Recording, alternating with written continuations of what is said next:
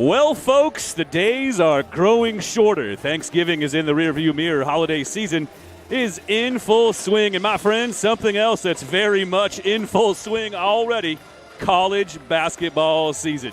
As we get set to kick off conference play right here in Marcus Pavilion in about 12 and a half minutes.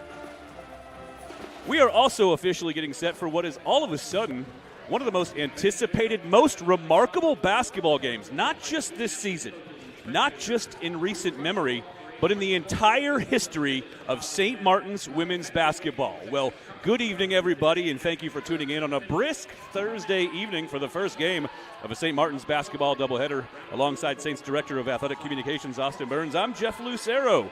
Happy to be here with you for the live broadcast on the GNAC Digital Network here tonight. Our first game of the night is a wonderful way to settle into the meat of the college basketball season. A league-opening women's basketball showdown between two, not one, but two nationally ranked teams. The 25th ranked Saints and the number one team in the nation, the Alaska Anchorage Seawolves. We'd also like to welcome in any Seawolves fans tuning in tonight. Very nice to have you along for the broadcast as well. We'll talk matchup shortly, but first we've got to chat about the home team. And for the Saints, they come into tonight's game finding themselves in a truly, actually, and utterly unique position, for they find themselves somewhere they've simply never been before. For the first time in program history, the St. Martin's women's basketball team can scan through the NCAA Division II Top 25 and see their own name among the rankings.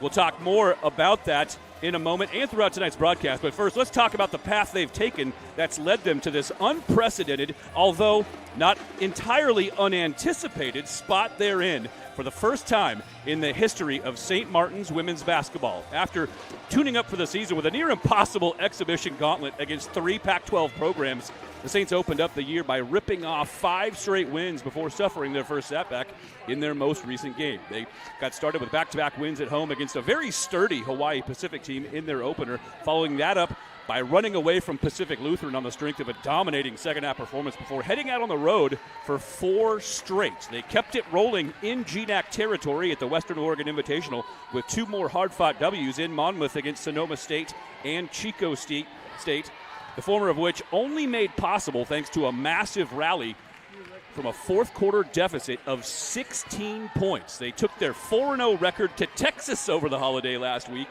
first narrowly defeating St. Mary's to earn another gritty victory before coming up just short in their last outing against Texas A&M International on Thanksgiving morning. Now, despite the loss, the Saints clearly did more than enough along the way to impress the voters, and further efforts, the Saints have finally crashed the national rankings party, entering the poll at number 25 earlier this week. Leading the charge for the Saints, it's no surprise here at all. If you've been following this team for the past few years, it's Claire Dingus once again. The 6'1 junior stretch 4 is leading the GNAC in scoring, averaging just under 20 points per game while also hauling down just better than 8 boards per game, good for 4th in the league. And oh, by the way, she's also 10th in the GNAC in assists. But it's the clutch shots that Dingus has hit when her team was counting on her the most. It's maybe been the most impressive thing about her performance thus far.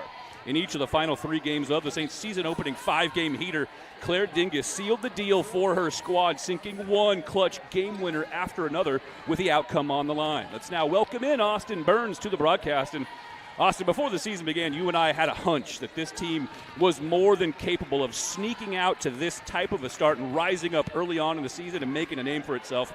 But I don't know if we quite envisioned this level of success. Not quite yet, anyway. The Saints have never before been a force quite like this, and it is just plain beautiful to see. Yeah, it's the first time, like you said, the Saints have been nationally ranked. And that goes back, I'm sure the team that went 22 wins to the NCAA tournament would have been, but there were no national polls back then. So this is the first time the Saints have been ranked. And you hit it right on the head. Everybody knew Claire Dingus is going to be a weapon. Everybody's scattering report starts with Claire, and she's still gone out at 20 points and 8 rebounds. And honestly, she started slow. And I think that was to do with the fact that you had 3 Power 5 schools coming right after her, throwing 6'7", some of the best players in the country on her. And I think it kind of got with her start a little bit, but when she turned it on, there hasn't been any looking back. She has been single-handedly the reason for 3 W's on the board this year. she's an All-American for a reason, and she's leading this team. But now other pieces are starting to step up. Ryan Clear, watch out. Those two are absolute superstars in this league by the end of the year. And they really have been coming together as a squad defensively. The offense has been kind of hit or miss at times. Sometimes it's just Claire out there on the floor, it feels like. But defensively, this team is locked in. It's always giving them a shot. Despite being down 20 in the second half to Sonoma State, they battled back. They didn't get away from their brand of basketball. That's what Christy Martin talked about at the Chalk Talk earlier this week. The program stayed with their philosophy and continuing to get the shots they wanted. And even though they weren't falling in the first half, they didn't deter. Saints are sticking to it. They're a veteran squad, and they got a heavyweight battle with Alaska Anchorage tonight.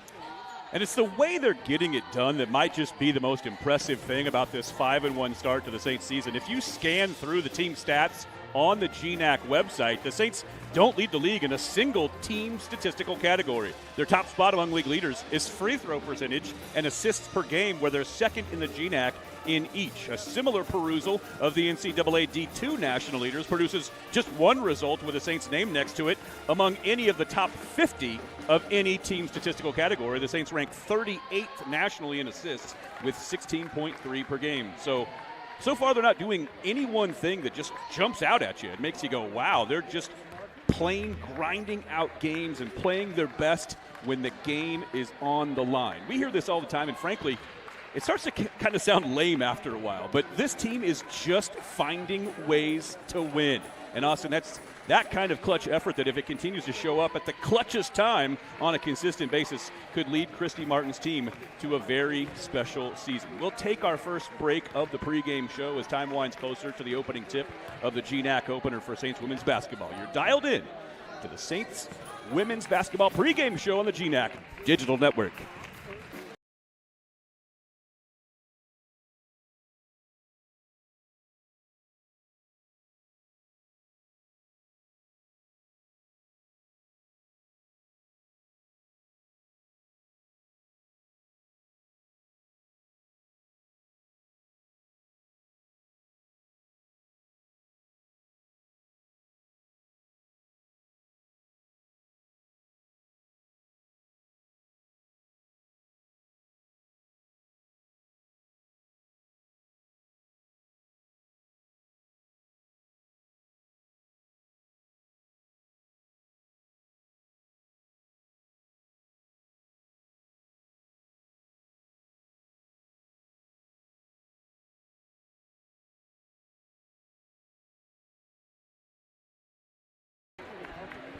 And welcome back to the Saints women's basketball pregame show on the St. Martin's Digital Network. And it's time for a quick look at tonight's opponent for the Saints. And, well, what in the world can we even say about this Seawolves team and the start they're already off to? We mentioned it at the top of the show. If you're just now tuning in, they come into tonight's GNAC opener as the #1 team in the nation. Perfect through their first 5 games. They've picked up exactly where they left off in 2020. When the onset of the pandemic put a premature halt to what may well have been a national championship season for the Seawolves, they were more than capable of making a sustained, deep run to the Final Four back in March of 2020. And it's not just what they're doing, it's how they're doing it. They are a deep, efficient team at both ends of the floor. Offensively, they're at the top of the GNAC in scoring, assists, offensive rebounds, assist-to-turnover ratio, and scoring margin. Despite being the highest scoring team in the league, no single player on their squad averages more than 11 points per game, a testament to their overall team depth. And speaking of depth, only 3 players right now are averaging as many as 20 minutes per game, and none average more than 24. 11 different players, Austin, on this team average 13 minutes per game. But as good as they are offensively, they are even better at the defensive end of the floor. We mentioned all the things that they're the best at in the league at the offensive end. Well, check this out. They're at the top of the GNAC in scoring defense, defensive shooting and three-point percentage, steals, and forced turnovers. They are forcing their opponents into an absolutely eye-popping 24.5 turnovers per game. When your defense plays that well, it facilitates your offense. And check this out. Opponent three-point percentage against the Seawolves, 15 0.8% from beyond the arc. That is so pathetic. It's not even funny. It's no coincidence that they're as good as they are scoring with the ball in their hands, because they're just as good, if not better, at defending it. They just come at you in waves. They pressure nonstop all over the floor. They stay fresh. They share the ball. They space the floor. They just don't quit. So, Austin, clearly this team is every bit as good as advertised. Perhaps most impressive of all, though, they lost their two best players from that team that was poised to make a deep tournament run 21 months ago. Both Yasmin Gu and Safia Yassin are both gone from that team. And they haven't even remotely skipped a beat. They just re-up and reload in Anchorage. Austin, file this under what else is new. Seawolves head coach Ryan McCarthy has this team raging out of the gates, and they are flat out rolling once again. They have earned that number one spot atop the polls and then some. Well, in Division I, you got the Blue Bloods. Here in Division II, you got the Green Blood. Alaska Anchorage, they're just a powerhouse every single year. And what's Alaska known for? Their hockey, right? They're going to be throwing line changes out at you all game. They're just going to rotate players in. They're going to keep that mayhem signature defense up for a full 40. There is no stopping. They could be up by 20. They could be down by 20. That mayhem defense is going to be in play for a full 40 minutes here tonight. They're the best team in the country for a reason. They have a history, longevity, and they're reloaded. Like you said, they can lose some of the best players in the region and not skip a beat. This is the best team in the country.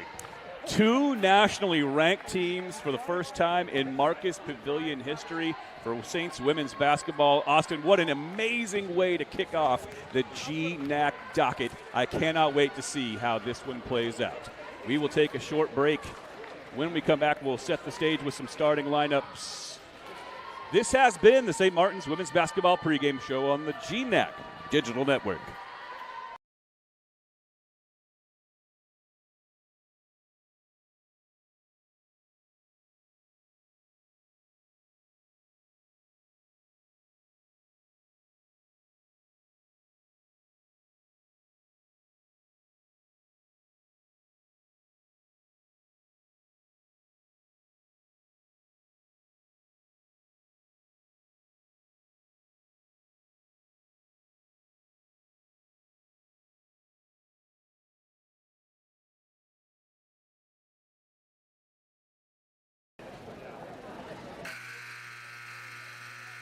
Good evening, ladies and gentlemen. Welcome to Twin Star Credit Union Court inside Marcus Pavilion on the campus of St. Martin's University. Tonight's contest featuring University of Alaska, Anchorage, and your home Saints of SMU. This time we ask you to please rise as we recognize a moment of silence. Earlier this week, the Seawolf community lost a dear friend and leader in Greg Meifert. Greg's optimism and positivity never wavered, even as he battled cancer. On behalf of the entire SMU community, we'd like to extend our deepest condolences to Greg's family, friends, and loved ones. In honor of Greg's memory, we ask that you please join us in recognizing a moment of silence.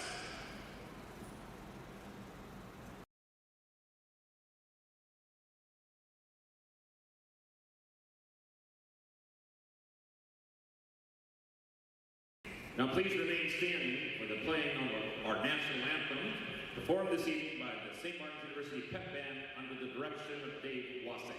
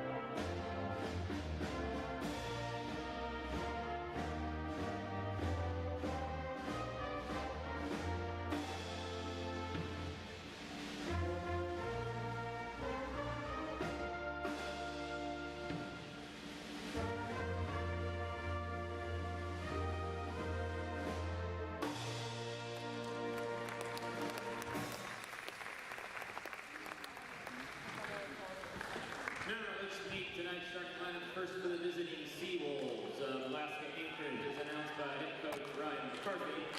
He is assisted by Shayna Nicola. At guard, 5'5" junior from Kubiak, Alaska, number 2, Nicole Pinckney. At guard, a 5'7" senior from Crystal, Minnesota, number 3, Lauren Johnson. And welcome back inside Marcus Pavilion for our GNAC League opener here tonight. Two nationally ranked teams just about set to do battle for the next 40 minutes. Cannot wait to get this thing rolling. Top-ranked Alaska Anchorage taking on the hometown 25th-ranked St. Martin Saints. Let's bring you some starting lineups. First for the visiting Seawolves. In the backcourt, number 2, Nicole Pinckney gets the nod. She's a 5'5" junior from Alaska. Joining her in the backcourt, number 3, Lauren Johnson, the 5'7" senior from Crystal, Minnesota. Also in the backcourt, number 11, Ra'ana Bay, a 5'7" sophomore transfer from Diablo Valley College. Another guard in the backcourt, one to keep an eye on all night, Jana Hadukovic, number 13. She's a 5'8" junior from Anchorage.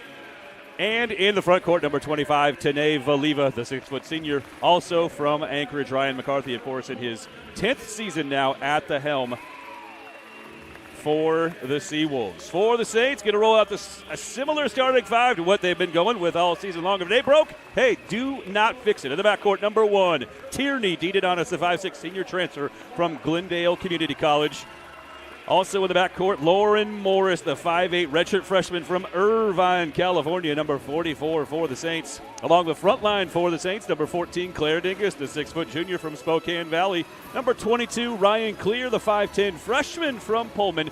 Rounding out the starting five for the Saints, the center, Emily Nelson, number 35. She's a 6'1" sophomore from Meade. So, Austin, a completely different and contrasting styles here tonight. Alaska Anchorage, a small team. They go fast, they go quick, they pressure all over the floor.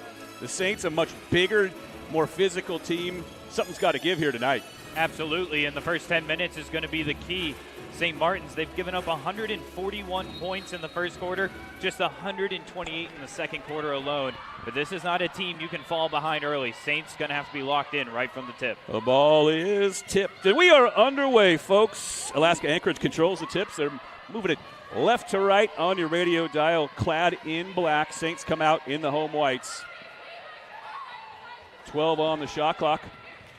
Alaska Anchorage methodically working around Hadukovic with a touch. Pinckney rolls off the high screen, sets up Johnson. She drives, skips along the side of the paint, travels in the process. So a good defensive stand to open the game for the Saints. Saints did a lot of switching, but kept with the right person on the court. Great job by the Saints defensively. You know the Saints are good defensively, though. It's how can their offense go against this mayhem defense? Yep, but now we're seeing that pressure defense for the first time here tonight. Anchorage able to get it set up after the turnover. Just some light pressure. Here's Morris on the drive. Pulls up, kicks it back for Clear. To the corner now for Dingus. Holds the ball above her head to the shot clock. Finds Clear down low. Nelson dives to the paint. Shot is up. Goes glass, won't fall. She's fouled. Will head to the line. Great job right there from Nelson. She's grown leaps and bounds since last year, really becoming an impact player on the floor. And great job to read the screen, notice no one in the paint, and then dive down low. Easy move for the Saints. Again, the Saints find themselves in the national rankings for the first time in program history coming into this game. 5-1 on the season. Started the season with a 5-game win streak. It was halted with a loss in Texas on Thanksgiving Day to Texas A&M International, but ranked for the first time ever. Nelson splits the pair. Our first points on the board. Saints lead it 1-0. Ra'ana Bay crosses over. Slides a pass across into the hands of Hadukovic. She tumbles to the floor, and a foul, our first of the contest, whistled against the Saints. It'll be Seawolves basketball out of bounds along the baseline. Pinckney to inbound for Anchorage. Quick entry pass.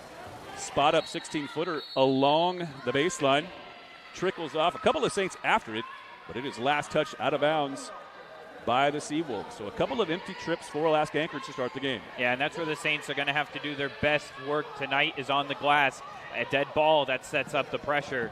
And the Saints, that's a foul right there. And so Saints will get their second foul on the board, but Saints are going to have to rebound. That's the best way to negate the pressure. But here you go. Here's the first sub. Just, what is that? Help me with the math here. 70-something seconds into the game. I mean, this is what you're going to see all night. 78 seconds to be exact, Austin. Thank you. Math was never a strong suit for me. That's why I'm here on the announcing side. Well, Alaska Anchorage not a particularly good rebounding team, but there they are forcing their first turnover of the game. They average about 11.5 steals per game, best in the league. Get their first of the night right there. Sort of a secondary break opportunity. Three won't fall, rolls around. Along the baseline, it's finally whistled. A dead ball beneath the basket. It rolls out of bounds. Last touch by Alaska Anchorage. So the Saints holding their own defensively so far to start this game. Didadonis in a dangerous spot on the floor. Yeah, she has a lot of work cut out. She's really the only point guard on the floor for the Saints. With Josie Matz out with an injury, Didadonis is going to have to do it all. Nelson tied up in the lane. She's in there for a while.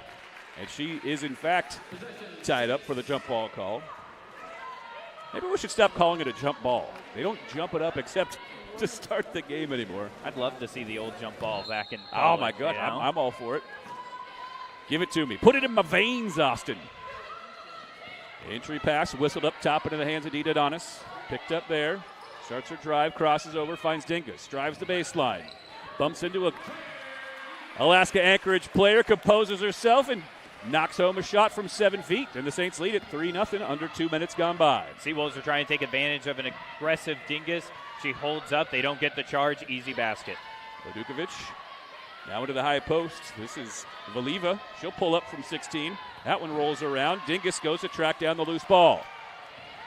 Ahead to Didadonis. She crosses the timeline, crosses over there, rolls off the screen. Saints nearly turn it over. Another jump ball is whistled. This one will give it back on the alternating possession to the Seawolves. So here comes a fresh wave of substitutions into the game for the Seawolves. Also, we're going to see this throughout tonight's game. Oh, absolutely. They're not shy about putting every player on their bench into the game, especially when you play a conference schedule like the GNAC where you have tough matchups. That's a tough thing to do, but Alaska Anchorage has built their program around it. This is Kimani Fernandez along the baseline. Her shot disrupted by Nelson. Down court they go, into the hands of Dingus. She tries to corral it. Can't quite keep it in bounds. That pass just a little bit too far out of the reach of Claire Dingus. Glass half full approach.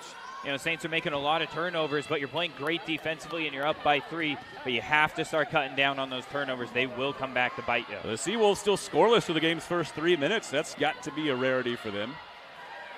Dingus hawking Lange up top. She drives now, a little hesitation move, gets around Dingus. Shot a little bit too strong, but she gathers her own rebound. Into Fernandez, bodied up there by Nelson, tries to muscle a shot up around Emily Nelson. That won't fall. Loose ball winds up in the hands of Vodukovic, and she's able to cash it home for the Seawolves' first points of the game. And there's the rebounding right there. Saints gave way too many opportunities, and eventually you're going to cash in if you're the Seawolves. That pass deflected, but it makes its way into the hands of Morris. Couple of bodies on the deck, and a loose ball foul whistled against Lauren Morris. That's a tough break for the Saints. The Saints not nearly as deep as Alaska Anchorage, at least at this point in the season. Remember, Alaska Anchorage goes 11 deep. They are not shy. Natalie attired, very dapper-looking Ryan McCarthy will substitute very liberally throughout this basketball game. Well, you're going to see Eternity Reed check in for the Saints, and you might see her even play a little bit of point guard here tonight, something that she's never really done. But she's a great ball handler, and if you can have 2 ball handlers bring up the floor against that pressure, you'll see it. I can dig it. Fernandez bluffs at a 3 now, drives. Her shot off the back iron won't fall. Rebound Dingus. Saints on the move. It's Didadonis. Dribbles into a double team, picks up her dribble, now kicks it down to the baseline for clear. Her entry pass to Dingus deflected by Fernandez right into the hands of Jasper Evans. Well, they had the look to Claire, just an even better defensive play. Ingram's 3 won't fall. Eternity Reed on the board, on the deck, scoops it up, gets it into the hands of Didadonis. Quick outlet ahead to Dingus. Double team finds her. Now it's Nelson with good post position. Rolls around the defender, but her shot just a little too strong. And back come the Seawolves. Johnson gets it back, guarded by Reed. Into the near side corner. Evans on the drive, pulls up. Nice little floater in the paint. And Alaska Anchorage has their first lead of the contest at 4-3. Points coming very much at a premium so far in this game. Oh, that was a great move by Alaska Anchorage. They zone out the inside. They use the cut, the kind of a makeshift screen, and it allows them to get an open break into the lane and for some points. Alaska Anchorage loves doing that with their offensive zone, staying out of the paint. But another turnover by the Saints. It's getting costly. Right now only down by 1, but not only are the turnovers taking away offensive opportunities, they're leading the fouls as well. That was just a tough, kind of ragged offensive possession for the Saints. They were in danger of getting a 10-second backcourt violation. Instead, it's even worse. It's a foul on Dingus. That's her first. Third on the Saints already in this contest. Johnson spots up for 3. Shot too strong. Nilsson, the strong rebound for the Saints. And here it is. Eternity Reed leads the offense for the Saints. Behind the back dribble in front of the Seawolves bench. Now spins out off the defender. Kicks to the corner for Clear. Looking inside, but nothing doing. So back to Reed into the high post for Dingus. Back to Clear. Settles into a 3 and knocks it down. Great offensive set from the Saints. Just a 3-man game, working it around on the far side until they found the open shooter. Well, the Saints took advantage of Seawolves were immediately double-teaming Dingus. And here she is again on the breakout, 2-on-1. But a travel will be the call. She doesn't like the call, but there was definitely an extra step mixed in there somewhere. Nevertheless, it'll bring us to our first stoppage of the night. The Saints with an early 6-4 lead, 5.5 minutes gone by on the GNAC Digital Network.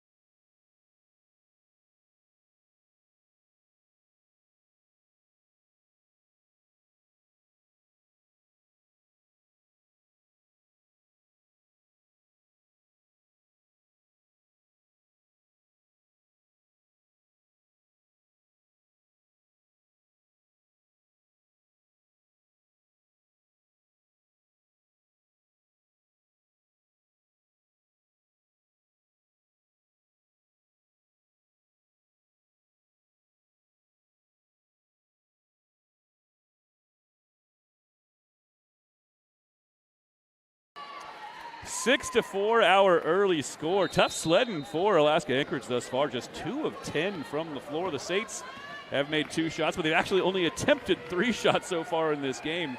They lead things 6-4 as we return to action. It's Seawolves ball.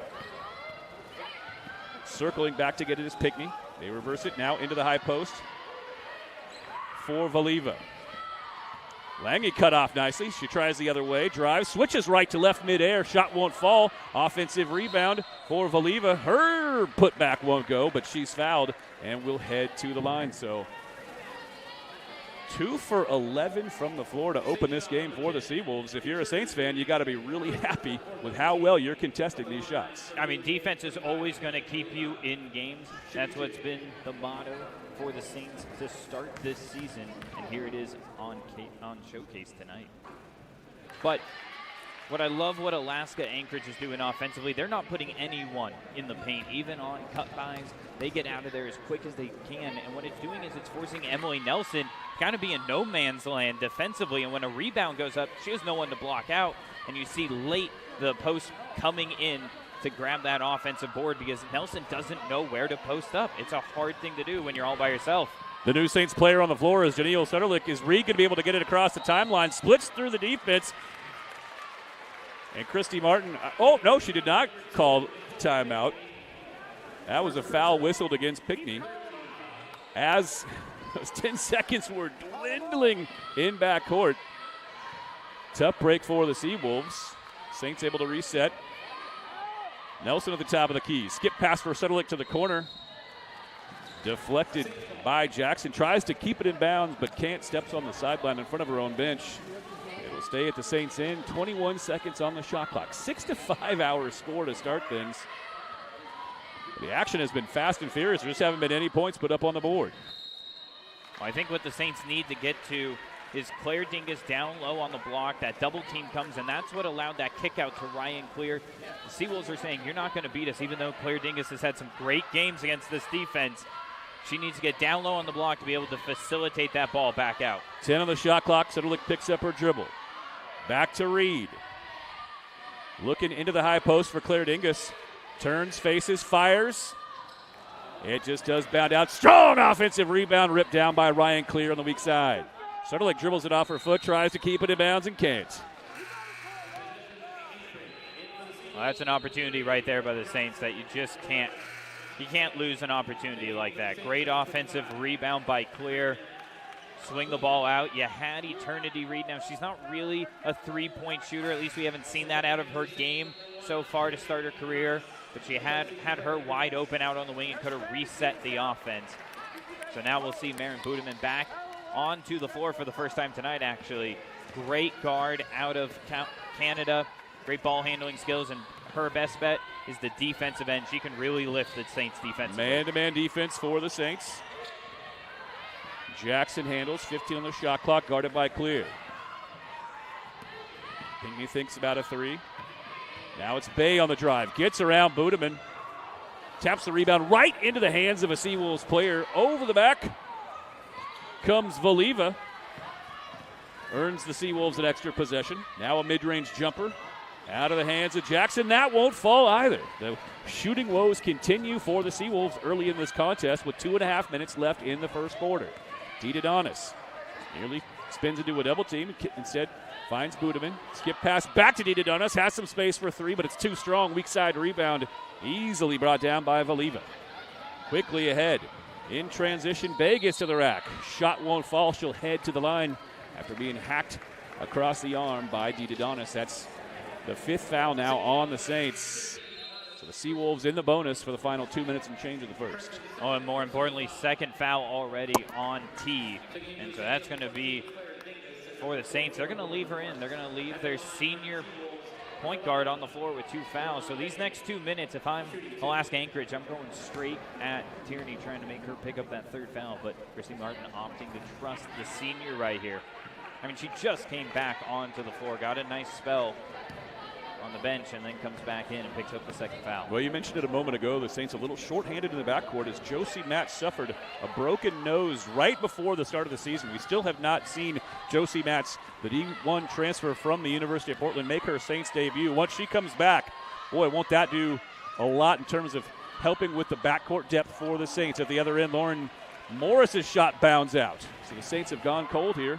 They've missed their last 4 shots. Down low for Fernandez. Cuts nicely through the defense, but unable to finish. Dingus the rebound.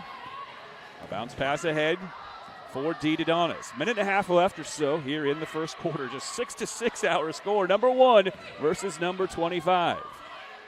If you were hoping for an offensive run and gun kind of game, and you tuned into the wrong one. These are 2 of the best defensive teams in the region. Look at Dingus work her way around and into the paint. That foul whistled against Hadukovic. That's her first and the 4th on the Seawolves in the first quarter. It will send Dingus to the line. Well, now Tierney going to have to come off the floor. Ryan Clear back on. I believe that means Maren Budeman's going to have to switch into that point guard role. So you're going to see the 3rd point guard already of the quarter for the Saints. Such an interesting contrast. If you look at the 2 teams on the floor right now, the Saints without a true guard on the floor. Meanwhile, the Seawolves basically with 5 guards out there. Rolling off the high screen, settling into a 17-footer. That won't fall. Strong rebound for Fernandez. Boy, she's been around the basket in the right spot a few different times here in the first quarter. Really got to love the feel she has for the game. All knotted up at 8, under a minute left here in the first quarter. Dingus brings it across. Clear, pump fake, has it stripped away. Strong steal by Hadukovic. Johnson hesitates for the moment. Finds Fernandez across the paint. Goes glass, lays it in. Back-to-back hoops for Fernandez. And Alaska Anchorage back on top. I got to give credit right there to Fernandez. Gets all the way down the length of the court in position. Ball handed to her perfectly, and now the Saints in trouble here. That's going to be a jump ball, not even a timeout by the Saints. They do have possession arrows, so it stays with them. They only have 2 seconds now to get this ball across the timeline. DeDonis races back to the scorer's table. She's back on the floor for this, what could be the final possession of the first quarter for the Saints. DeDonis able to get it across, much to the chagrin of Ryan McCarthy. Stamps his foot in frustration. He was certain that his squad was going to come away with a backcourt violation. Dingus' three won't fall. Anchorage on the run. Hadukovic in the corner. Now Pinckney. Down low it goes for Valiva. Muscles up her shot around Nelson. No good. And that'll bring us to the end of the first quarter. A very low scoring first quarter. Just 18 points on the board between these two nationally ranked teams. We head to the break. Halfway through the first half, it's Alaska Anchorage by 2.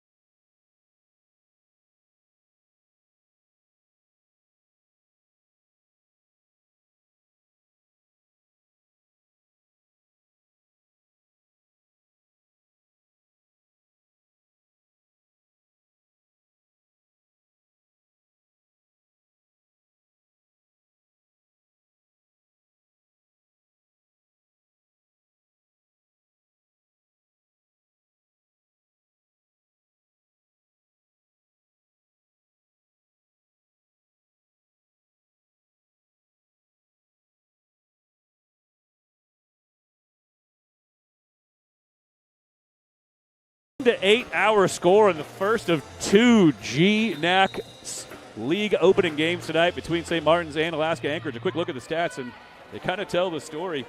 Alaska Anchorage just 4 of 18 in that first frame. Saints just 2 of 8. They started the game 2 for 3, but missed their final 5 attempts in the first quarter. And here we sit at a very low scoring but very hard fought game here so far between 2 nationally ranked opponents. Well, for the Saints, you hold this offense that really loves to just get going on turnovers, and you committed 7 turnovers. They had 18 shot attempts. They just weren't able to break through your defense.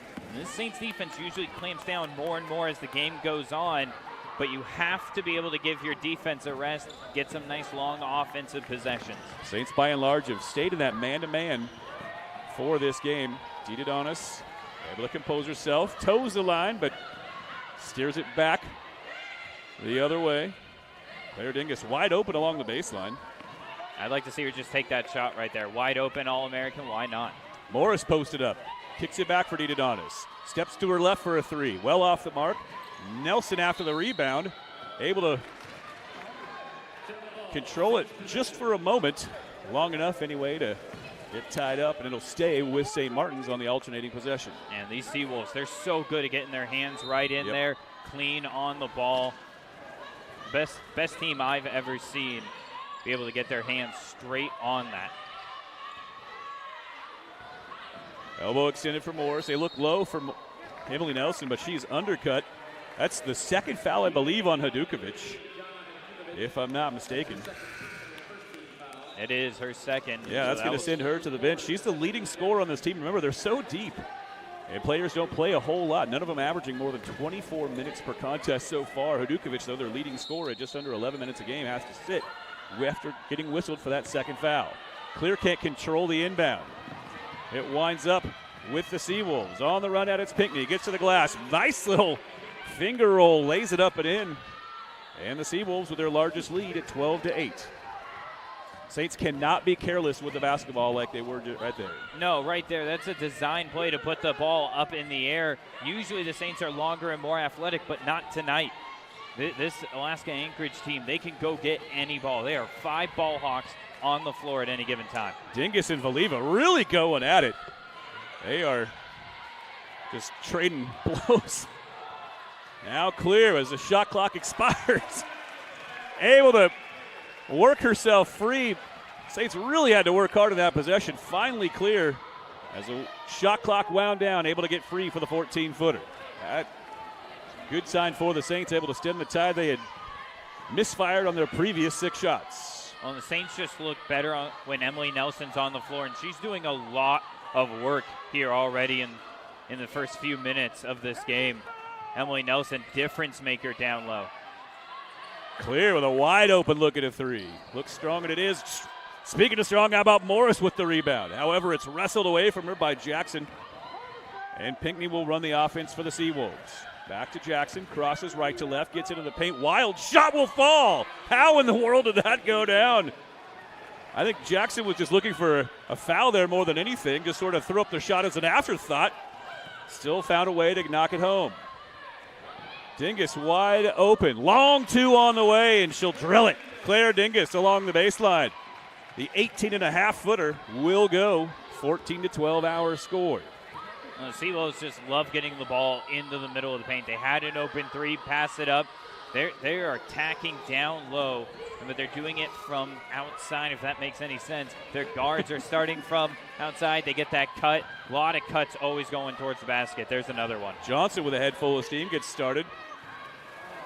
Clear tries to dribble the ball around to DeDonis, but it's taken away by the Seawolves. Pinckney's shot wouldn't fall. Make that Bay's shot. And now the Saints the other way. Morris fills the lane. Leaves it short. Rebound beneath the basket by Jackson. Well, the Saints have had some great looks here. That's another floater right there in the lane. You want to keep taking those kind of shots. Even if they're not falling right now, you have to rely on those. Seawolves very patient in the offensive set. Bay looks inside, can't find anyone.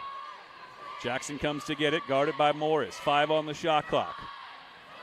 Pinckney steps back. Can she get a shot off? Kick to the corner, 3 on the way, no good. And it's a shot clock violation induced by the Saints. Well, this might be a rare case where you don't want a shot clock violation, because now here comes the pressure. Seawolves are already backing off, ready to give you space. Now you got to set up against the pressure. Yeah, against 5 fresh bodies on the deck as well. Wholesale substitutions for the Seawolves. Reed back on the floor for the Saints. In trouble right now. Having trouble, dribbles it off the foot of Malie Marfel. Well, the Saints are leaving just the ball handler back on her lonesome and having to deal with 2 defenders. They need help to get that ball out to the mid-range. Dingus needs help, finds it in clear, but they've got to go. Nelson back to Dingus, and the Saints able to clear it. To the corner for Budeman. Looks along the baseline for Reed. Starts a drive with the righty dribble. Beautiful pass inside for Ella Nelson. Eternity Reed with eyes in the back of her head. Finds Nelson, who does the rest, and the Saints have tied it up at 14. Oh, there's the point guard, Eternity Reed, right? Beautiful, beautiful look. Emily Nelson cutting to the glass. Got to reward the post player as well on a look like that. Rachel Ingram's 3 won't fall. Fernandez there for the offensive rebound, but she lowers the shoulder, drives through Ryan Clear, who exalts from her backside on the floor beneath the Seawolves basket. Offensive foul on Fernandez. She's been one of the best players so far in this game for Alaska Anchorage.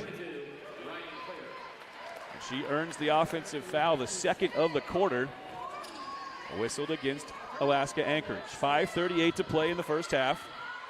DeDonis back for the Saints. Slowly making her way toward the timeline. Will she get there? She won't. Turns it over in backcourt. Easy layup for Evans.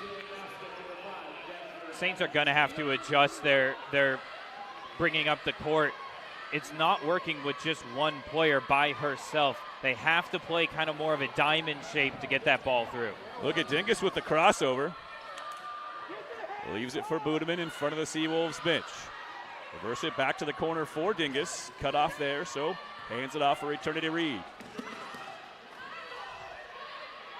McCarthy still over there, stamping his feet. Reed in the high post. Triple team, kicks it, needed on us. Wide open three, no good. Weak side offensive rebound for Emily Nelson, keeps the possession alive.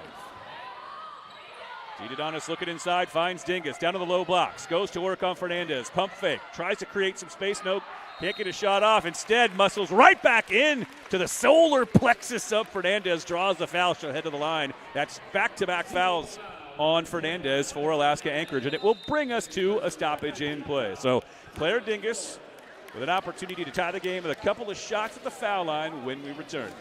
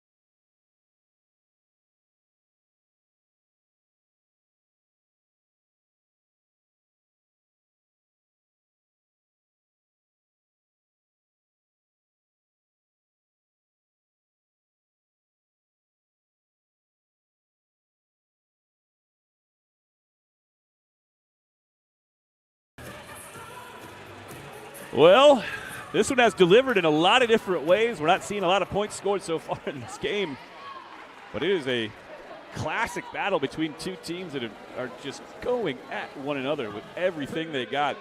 Neither team shooting it well at all. Saints 5 for 16, making 5 for 15 from the floor. Alaska Anchorage just 28%, 7 of 25 from the floor to start this game are the Seawolves. I think both fan bases would agree their team has done a lot of things right tonight, and they also see a lot of ways to improve already. This is looking like it's going to come down to the wire. I mean, what more would you want out of a nationally ranked game to open up the conference season? Dingus good on both free throws. We're tied once again. The Seawolves throw it away. Evans cannot connect with Marfil over in front of the Saints bench. The Saints looking to capitalize on an unfocused possession. Reed splits the defense, clears the timeline. Eternity Reed, not a natural point guard, but holds her own in that possession to be sure. Budeman comes to get it, tries to bounce a pass inside for Nelson, but it's taken away and quickly ahead on the run out. Evans is there at the other end, and the Seawolves retake the lead, 18-16. Saints got the look they wanted too. Budeman, they had two players down low. Seawolves had to pick on one, and they got the right choice, and that's going to be another turnover, and right down on the baseline. So again, the Saints really struggling to bring this ball across the court, but that's what you expect out of this Mayhem defense. It's not like, this wasn't, not known or coming into this match. You knew what Anchorage was going to throw at you. It's hard to break. And it is State's Christy Martin summoning Tierney Didonis back to the floor, the only true point guard for this Saints team. Pickney kicks it back. Ingram with a wide open look at a three from the top of the key. It will not fall. Long rebound, though. Tracked down by Pinckney. Earns the extra possession. For a moment, it's taken away by Nelson. Didonis ahead. Crosses right to left. Leaves it for Dingus. Back to Didonis. She'll fire a three from the corner. Got it! Tierney Didonis lines up the three from the deep corner and gives the Saints the lead at 19-18, 3:15 to play first half. You just love having Tierney out there playing with two fouls, not picking up that third and hitting a clutch three, exactly what the Saints needed. Nice pass along the baseline into the hands of Valiva. She does the rest. That was a good drive for Salalangi. Setting up Valiva.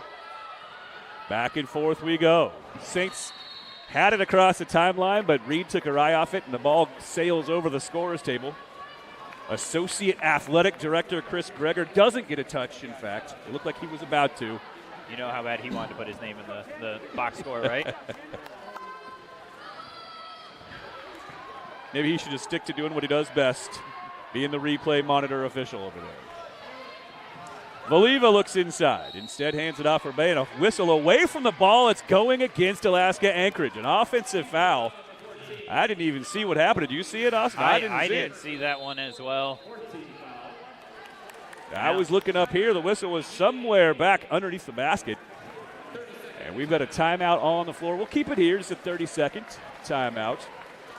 Well, this isn't at all what Christy Martin was hoping for, but you look up at the scoreboard, and it's a 1-point game, Austin. The Saints, for all the struggles they've had taking care of the basketball tonight, way too many turnovers and a lot of tough passes that just have not worked out. It's still just a 1-point game against the #1 team in the nation. Absolutely. You're just trying to keep within striking distance going into that second half. I talked about in the first quarter, as long as you don't get buried right away by Anchorage, this Saints team, they can come back, and they come back harder and harder defensively throughout the game, and we're seeing it here. But you have to shore up the ball handling. That you're not going to start getting points in bunches until that happens. Long pass ahead, and the Saints turn it over again. Picked off easily by Valiva. Dumps it off into Pinckney's hands. She'll reset the offense between the circles for the Seawolves. Now Ingram. A jab step. Reverses it. Nice looking drive. Good heavens, look at Sala Lange getting free along the baseline. That was a great move. And the Seawolves stake themselves back to a 3-point lead. Dee Donis having some issues, picks up her dribble, tries to smash it off the knee of a Seawolves player. That didn't work out at all. Lange bumped by Budeman. Budeman, her head hit Lange's head hit the floor. Hope she's okay there. A lot of contact. Boy, this is just a slugfest out there. These two teams are just going right at one another. Yeah, you're going to earn every point here tonight. There's going to be no easy ones. Physical teams. But, I mean, that's what you expect out of these two. Alaska Anchorage ranked #1 in the region. Saints ranked #3. I mean, this is kind of the feel of an NCAA tournament game already here in December. Lange on the drive. Hesitates. Tries to work it around the defender, Nelson, into the hands of Valiva. That won't work out. Several players on the floor, and a jump ball will give it back to the Saints on the alternating possession. A little bit of confusion. We'll get this sorted. Sutterlick back on the floor for the Saints. She's played sparingly so far in this one. Logged a couple of minutes in the first quarter. I think they're seeing possession arrow, trying to confirm that one. Before the Saints down by 3, minute 47 left here. Just looking for a 2-point. Something clean and in the paint. You see what they already set up with. They set up with clear, and they're actually going to switch the possession arrow now. So stay with the Seawolves. So Saints will now go to the defensive end, or to the offensive end, I should say. So it'll be Nicole Pinckney beneath her own basket to trigger the inbound for the Seawolves. Still a little bit of a discussion here going on the floor between our officials. And now setting the shot clock to 20, which is the right call. So get everything all set. All right. Everything is proper. Everything's above board. Let's play some basketball. I've been standing here for, feels like, 6.5 minutes waiting for this possession to begin. Pinckney triggers inbounds to Valiva. Guarded by Reed. Backs her down. Gets to the basket. Spins. Goes to her left hand. No, won't fall, but Reed whistle for the foul beneath the basket. That one really could have gone either way. Valiva was kind of clearing out with the offhand, but it's just strong Reed move. on the business end. Just push a Reed right to the basket. That's one. It's a tall ass for Eternity Reed. Definitely switch off. That's where Emily Nelson not being on the floor. Alaska Anchorage is going to try and take advantage of that mismatch all night. So this suddenly kind of, here's one of the smaller lineups we'll see out of the Saints. Without Emily Nelson on the floor, it is a very different looking team for St. Martin's. DeDonis picked up in backcourt. Double team comes to get her. Tries to thread a pass to Sutterlick, but that one rolls off her fingers. Another turnover on St. Martin's. They are starting to pile up. Here's Pinckney. Now to the corner. On the drive, it's Rebay. Hands it off for Valiva. She's cut off. Kicks outside, 3 on the way, and it's good. Lauren Johnson knocks that one down, and wow, all of a sudden, Alaska Anchorage have pushed things out. It's an 8-point game with 1:19 to play. Yeah, good timeout right there by Christie. As Seawolves, this is what they do best. They start getting into your head because you can't even get the ball over the midline, and they just keep putting pressure on you, and in a blink of an eye, it's the largest lead of the game for the Seawolves. And they're starting to pick things up at the offensive end as well. They are now up to 37% shooting in this game. That doesn't sound like much, but when you consider they were dragging along in the low 20s, mid-20s for much of this game, they've started to find themselves at the offensive end of the floor, and it's paying off. Part of that is the fact that they have forced so many St. Martin's turnovers. The Saints have really struggled to get the ball across half court. Can they do it here? They can. DeDonis quickly ahead. Has some numbers the other way, but her shot is rejected. Taken out of the sky by Valiva. And the Seawolves bring it the other way. Pinckney crosses over. Finds some help. It's Valiva. Sitting just outside the key. Here comes Pinckney to reset the offense. Clear comes to get her. On the near side, this is Bay. Jackson on the drive. DeDonis temporarily dispossesses her. Shot clock winding down, and a jump ball called beneath the basket. But it is St. Martin's basketball, and the reset on the shot clock. Saints, if they can break pressure quickly, could go 2 for 1. No, your favorite, the 2 for 1. Every team should do it all the time. Saints running out of time for it. That's all right. They got it across. Saints just need a good look here, and that's going to help. That's at least going to get you to the free throw line. Yeah, that's the 5th foul on the Seawolves. It puts the Saints in the bonus for the final 30 seconds of the quarter. Saints have a couple of fouls to give here. That could, in fact, come into play here in the final 30 seconds of the half. Nelson back on the floor for the Saints, as is Budeman taking a seat. Our DeDonis and Eternity Reed. Wise move from Chrissy Martin there to get DeDonis off the floor. Keep her from picking up her 3rd foul before the end of the half. That's what a senior point guard does, though. Pick up her 2nd foul with 2 minutes left in the first quarter. Does a nice job to stay out of foul trouble and give the Saints some hope. Dingus good on both free throws. The Seawolves can ostensibly, anyway, hold for the final possession of the half. They have a 6-point lead. Shot clock and game clock nearly identical. And there's one of those fouls the Saints had to give. It will just be ball out of bounds. There's one more if they want to use it. Yeah, I think you'd like to see the clock go down a little bit more before you commit that foul. Absolutely. It's there. It's in their pocket if they need it. Pinckney finds Jackson. Circles back toward the center of the floor. Valiva steps out. Nelson guards her. Budeman with the steal. Finds Sutterlicht. Skips it back for clear. Has time for a 3. A little bit too strong, and that will send us to the halftime break.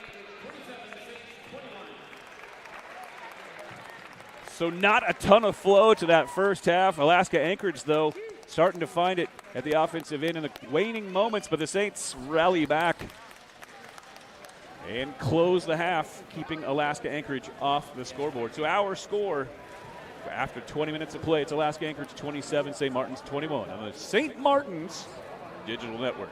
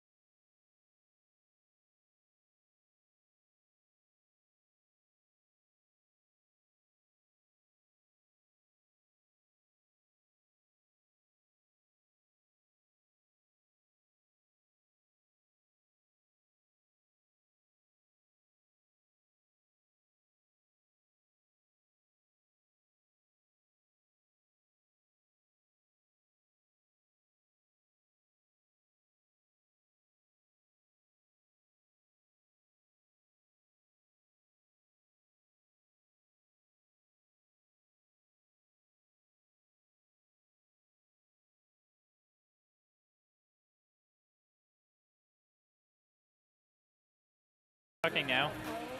Okay.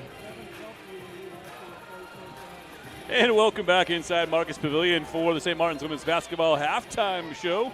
Jeff Lucero alongside Austin Burns. And, well, Austin, I'd like to say this is quite everything we had hoped for. We can't quite say that given how difficult it's been for either of these teams to score points, but you know what? It has been a vastly entertaining game, very hard-fought, ultra-competitive game. You can't really ask for a ton more in that sense at all to kick off the GNAC regular season. Absolutely. This kind of has almost the feel of a, win or go home kind of game to me. I mean, these two teams, they're defensively, I don't think you're going to find much better teams than this maybe in all of the West region. That's how good these two are. So to expect maybe a 80 to 70 game, no, we knew it was going to be like a 50 to 40 kind of affair. And right now, for both sides, whoever can kind of cut down on the turnovers, play more consistent basketball, they're going to be able to find themselves on top here tonight. Well, a quick look at the numbers, and Alaska Anchorage did improve their shooting pretty dramatically over the waning moments of the second quarter. They're now up to 37%, 11 for 30 from the floor, just 1 of 6 from 3, and 4 of 6 at the line. Leading scorer for them, Evans. She's got 6 points on a perfect 3 of 3 shooting.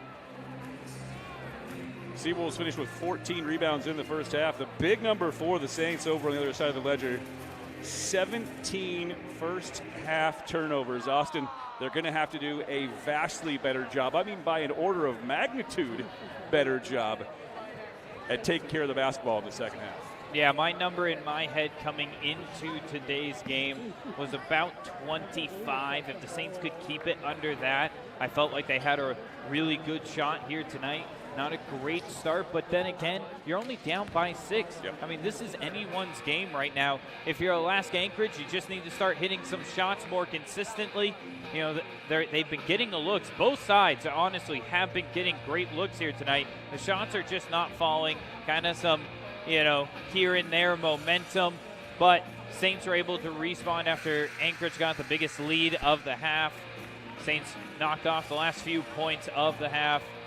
I mean, for me here going into the second half, whoever kind of gets on that quick run, they can take a lot of momentum into the second half and finish the game. It is Seawolves basketball as we pick up second half action. Third quarter now underway. Seawolves moving it right to left on your radio dial. Bay looking inside, instead hands it off to her right to Hadukovic, back on the floor with those 2 fouls. Pinckney drives, now kicks. Valiva a little out of control, able to gather it. Hawked by Didadonis, back to the corner. 3 on the way for Hadukovic. Bounds off. Rebound Valiva. How did she come to get that? And now committing a foul in the corner, Lauren Johnson sends Ryan Clear to the deck. So an empty trip and a loose ball foul for the Seawolves in their first possession of the second half. Great rebound by Alaska Anchorage, goes up and over, had the mismatch.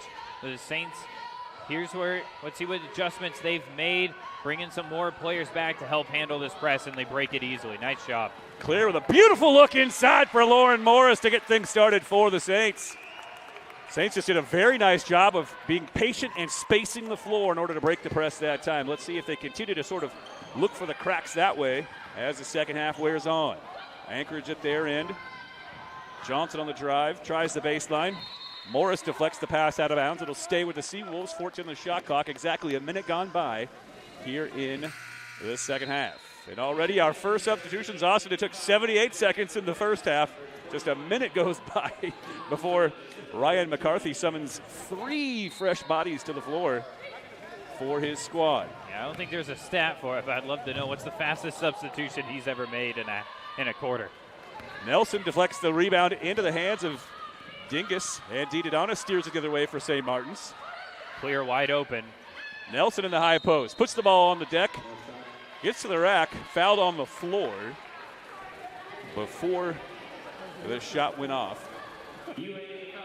Well, the Saints had Ryan Clear cutting from the far side to the near side and was wide open in the middle of the paint. Saints just weren't able to locate her, but Emily Nelson does a nice job putting the ball to the floor, driving and picking up the foul, and already 2 quick fouls on the Seawolves. So they're saying that foul was actually in the act. So Nelson at the line misses the first of 2 free throws. And Austin, that's the 3rd foul on Hadukovic. And she takes a seat once again. So Jana Hadukovic unable to stay out of foul trouble here so far in tonight's game.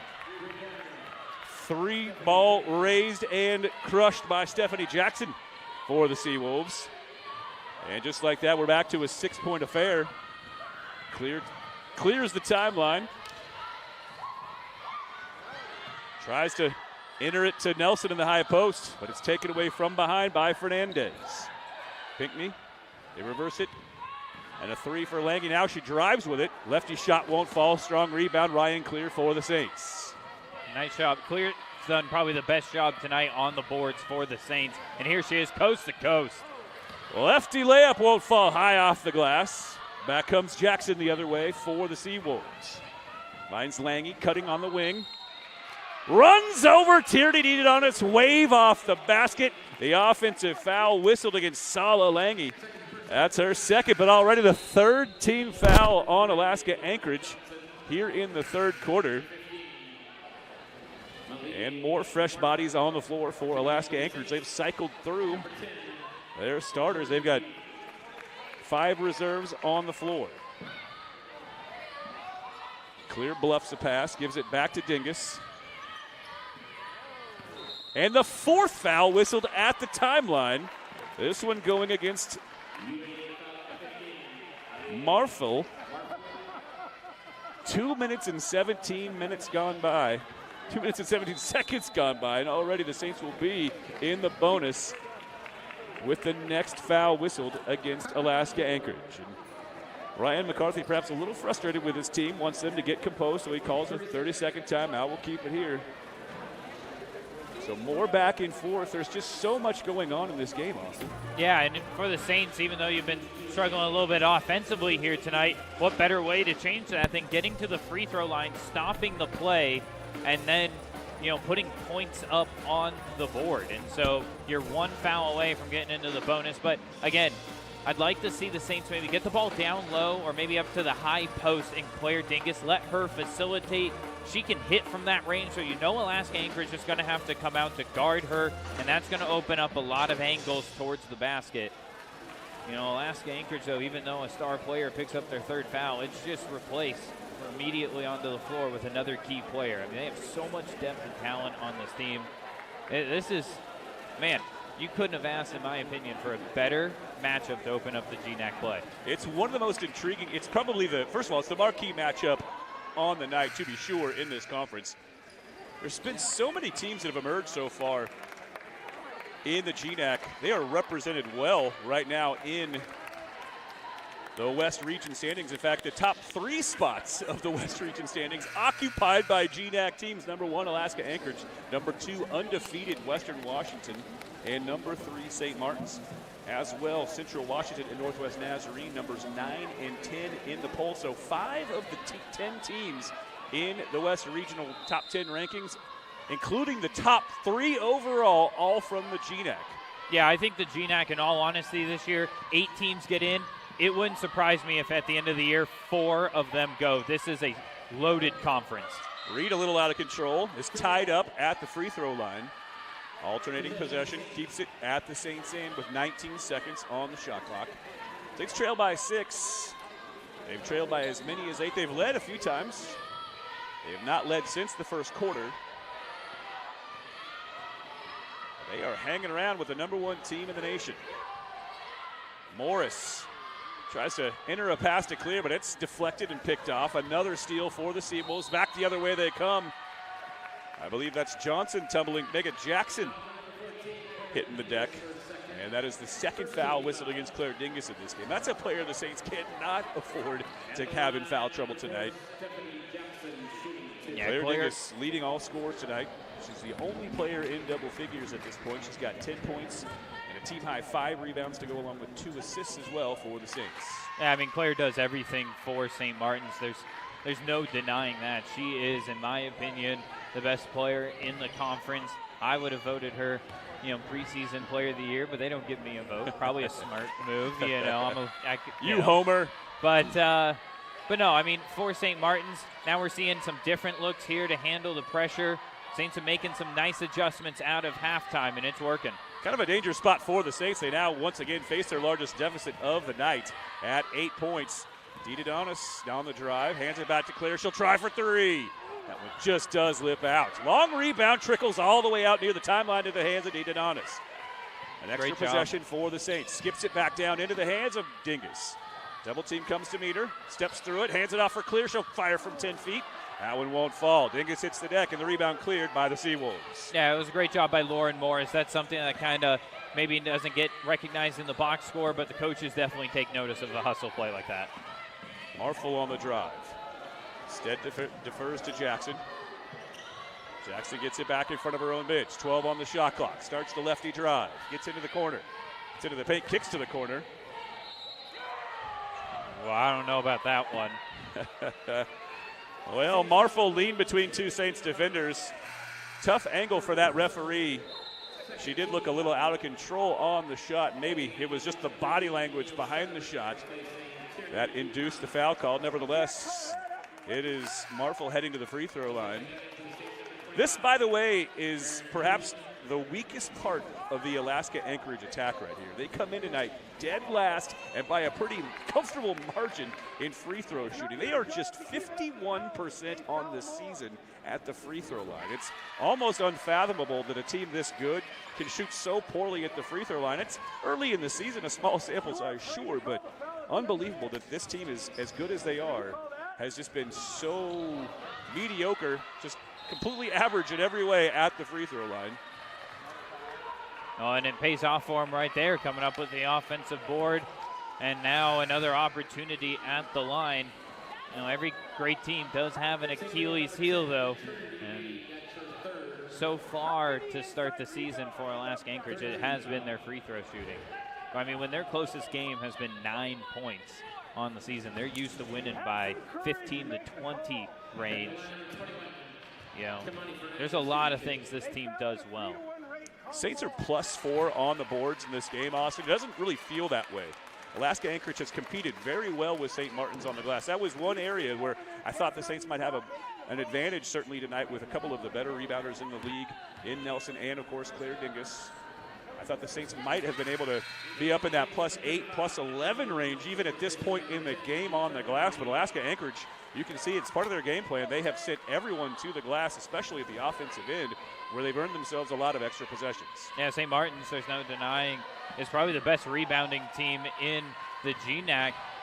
Alaska Anchorage taking that away, and that's what good teams do. They turn your strengths, and minimize them and force you to play out of your comfort zone. And another turnover for the Saints at the midline.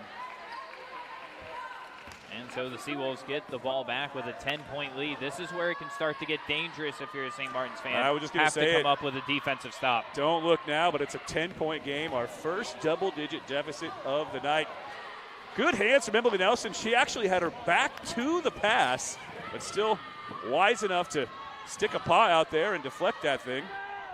And the Saints get exactly, Austin, what you were hoping for, a turnover. Can they cash in at the offensive end? They can. Ryan Clear fires a 3, a much-needed volley returned for the Saints, and lead it back down to 7. Huge shot from Ryan Clear.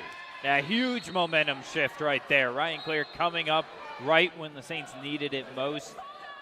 That's another great look from her from the outside. Ryan Clear, I'm telling you, fans at home, that's a name you're going to hear for a long time. She's a very talented player. With her and Claire Dingus, those two, the Saints' future looks very, very bright.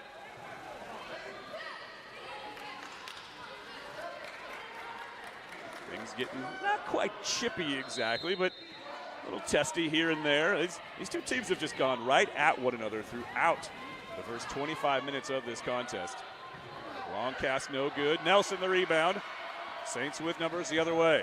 Ludeman crosses over, gets into the paint, kicks to the corner. Suttelicht high above her head, now gives it back to Clear. Back into the hands of Janelle Suttelicht. They reverse it back down to the near side corner. Budeman looking down low for Nelson, tries to skip a pass inside, and it is batted by Valiva into one of her teammates' hands, and back come the Seawolves the other way. Lange on the drive. I thought the Saints are going to have 2 or 3 open looks. Seawolves closed in quickly. They got around on the defensive floor on that last possession. They are so quick to the ball. Pinckney. Valiva off the inbound. Lange skips to the corner. Pinckney on the drive. Pulls up from 7 feet. No good. Strong rebound. Ryan clear. 7-point game, under 5 to play in the third.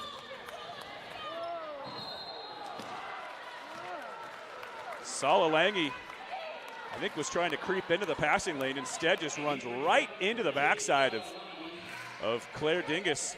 And that is the 5th foul whistled against the Seawolves, and it will bring us to a stoppage in play at the 4:50 mark of the third quarter. Alaska Anchorage 34, St. Martin's 27 on the Saints Digital Network.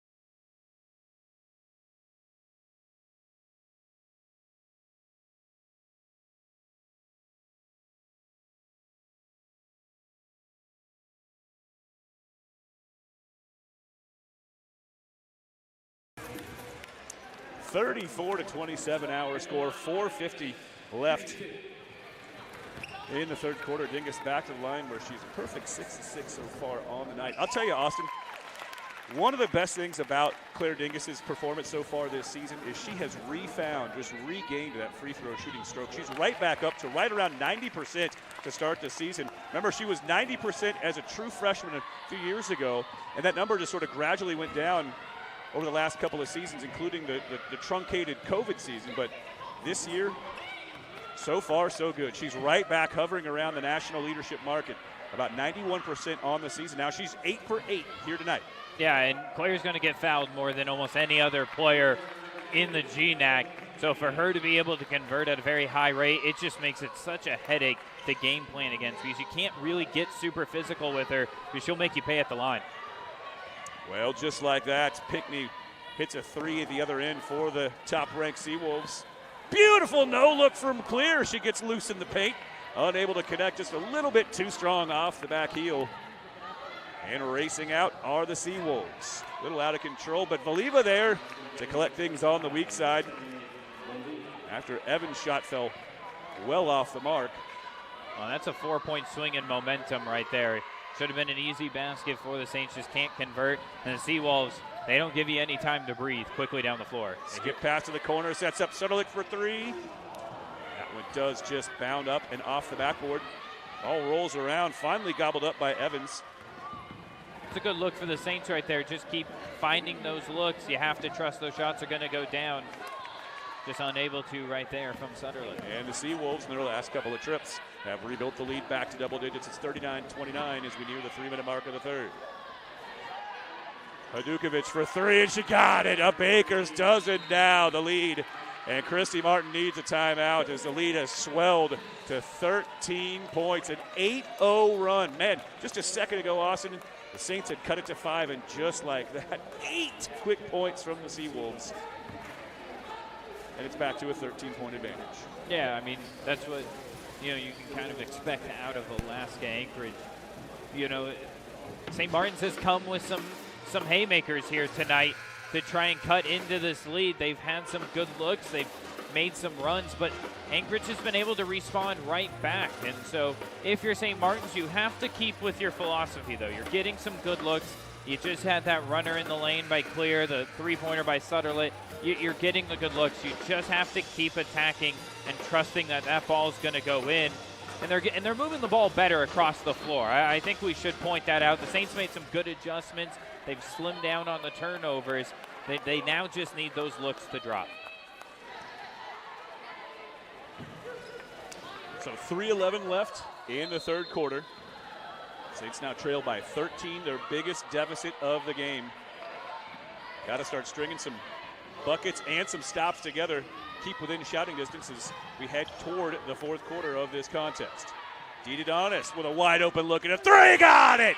Tierney DeDonis with a much-needed three for the Saints. Perfectly drawn up during the timeout by Christy Martin. Well, and great ball movement by the Saints. Swung the ball around. Sutterlet had two closing in on her. Finds the open player. Huge for the Saints. Fernandez shot way too strong. Rebound Nelson into the hands of DeDonis. Races forward. Now slams on the brakes. Finds Dingus in the corner. Looking down low for Clear. Not much there. So she clears out. Dingus now drives. Can't connect. Dingus with a good opportunity along the baseline. A couple Saints hit the deck. Neither one of them touched. And Nelson a little hobbled as she gets back to her feet. Hope she's okay. Yeah, never want to see that.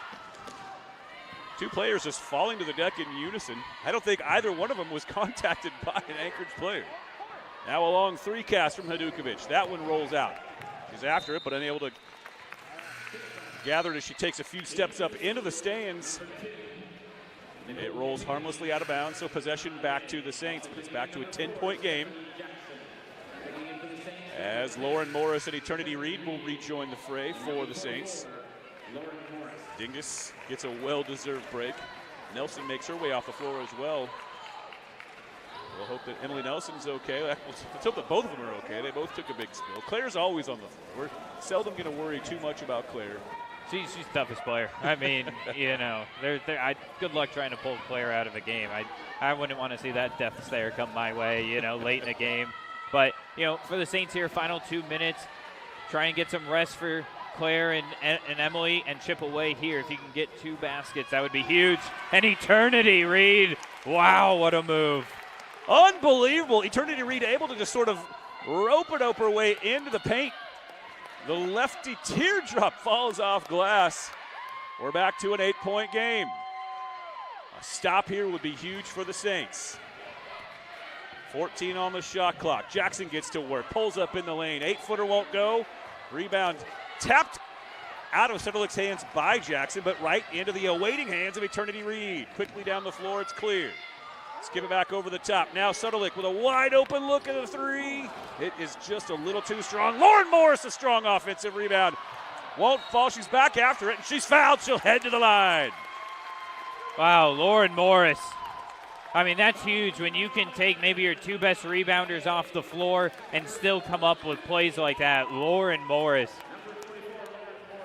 A lot of hustle plays. And you know, Christy Martin, can't talk high enough about her. Such a highly regarded recruit out of high school. Had the injury, missed a lot of time her true freshman year. Then last year was COVID. She's actually listed as a freshman on the roster still. But, I mean, she is one of the toughest players, can go get rebounds. I mean, I think Christy Martin said in our preseason talk, she's one of the strongest players pound for pound in the league. Dingus back on the floor. No, Saints now trying to return some mayhem defense. Yeah, how about to the this? Seawolves. Turnabouts is fair play. Let's see what the Saints pressure looks like. Seawolves able to break it. Quickly ahead to Jackson. They find Fernandez down low. Lets the defender fly by. Goes Glass, lays it in. So a nice job of breaking pressure. Anchorage on that possession was like, you guys think we don't know how to do this? I think it was a good thought by the Saints. I like it too. I like the move. Always got to mix it up. Yep, I like the move, just didn't pay out. Sutterlet now, baseline, great Great pass. Budeman for three, leaves it short. Clear the offensive rebound. A midair putback lays it in. Back to a 6-point game. Shot clock off for the final 20 seconds of the third quarter. Well, and give the hockey assist to Sutterlet, making that cross court. Nice job by the Saints. Now you need a defensive stop, just what you needed. Pickney guarded closely by Budeman, rolls off the screen, finds a wide open Stephanie Jackson beneath the basket. Saints can get a shot off here if they hurry, but they've got to go.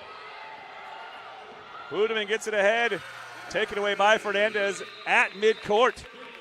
And that will bring us to the end of the third quarter. Anchorage puts the last couple of points on the board of the frame, and that builds their lead back out to 46-38. 30 minutes played, 10 minutes yet to go on the St. Martin's Digital Network.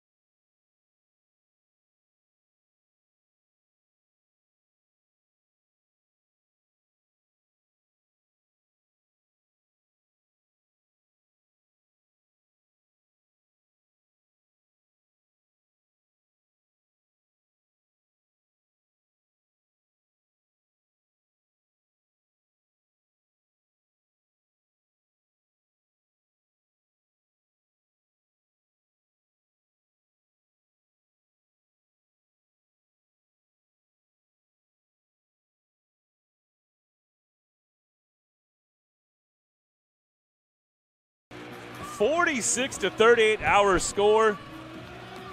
Couple of GNAC heavyweights just going at it. For the first 30 minutes, we've gone back and forth in a physical, just slugfest of a game. Saints with the first possession to open our fourth and final quarter. Deeded on us, head up, looking for some help. Eventually, Ra'ana Bay just steps out and fouls her. 11 seconds into the fourth frame, we have our first foul of the quarter. That is the third on Bay. So the 5 on the floor for the Saints to open the fourth quarter. Sutterlicht, Didadonis, Reed, Dingus, and Clear. Looking down low for Eternity Reed. She spins off the defender.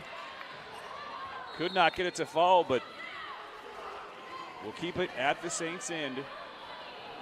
So you kind of see what Christy Martin wanted to do there to open the quarter. Was she had a mismatch there with Eternity Reed. Asked her to go post up somebody. Clear takes the inbound. She's fouled from behind. So just like that, 23 seconds in, the second foul called on Alaska Anchorage. This one on Jackson. She'll step away, as will Bay back on the floor for the Seawolves. Hadukovic and Evans. Clear finds Didadonis. Now back to Clear in the corner. She'll fire from there. That one skipped off the glass, nearly went, but Ryan Clear races in along the baseline, gathers her miss, lays it off glass, and it's back to a 6-point game. Ryan Clear slowly stringing together a really nice performance for the Saints. Oh, she's been huge offensively and picking up on the glass as well, doing a lot for the Saints. There's a reason why I have her very high in the all-conference polling, and there's Eternity Reed. What a game she's had here today as well. Huge block for Eternity Reed as she rebukes the effort from Fernandez, gets it in the high post, drives, no look pass to Sutterlick, lays it in.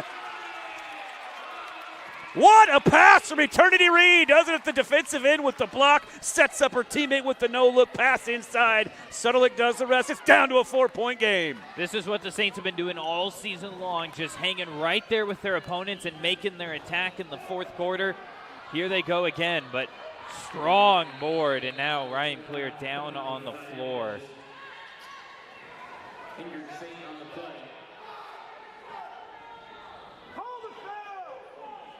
Well, let's all hope Ryan Clear's okay. Sutterlicht and Reed come over to help her to her feet. Not quite sure. She definitely absorbed some contact there. Not quite. Haven't looked intentional by any stretch. Just everybody getting after it like you're supposed to do in a college basketball game. Yeah, now they'll go to the replay monitor, take another look at this. I didn't see anything there. I'll be surprised if they're able to. But then again, we don't have the greatest vantage point, so maybe there was some weird contact there. But it looked like it was clean, just tough play, nothing dirty about it to me.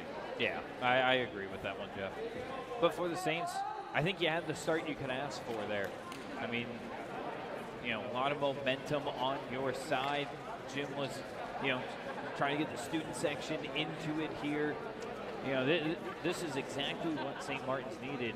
Alaska Anchorage has been able to counter a lot of the night. The Saints have been throwing different looks at them, different offensive, schemes, and Alaska Anchorage hat off to them so far.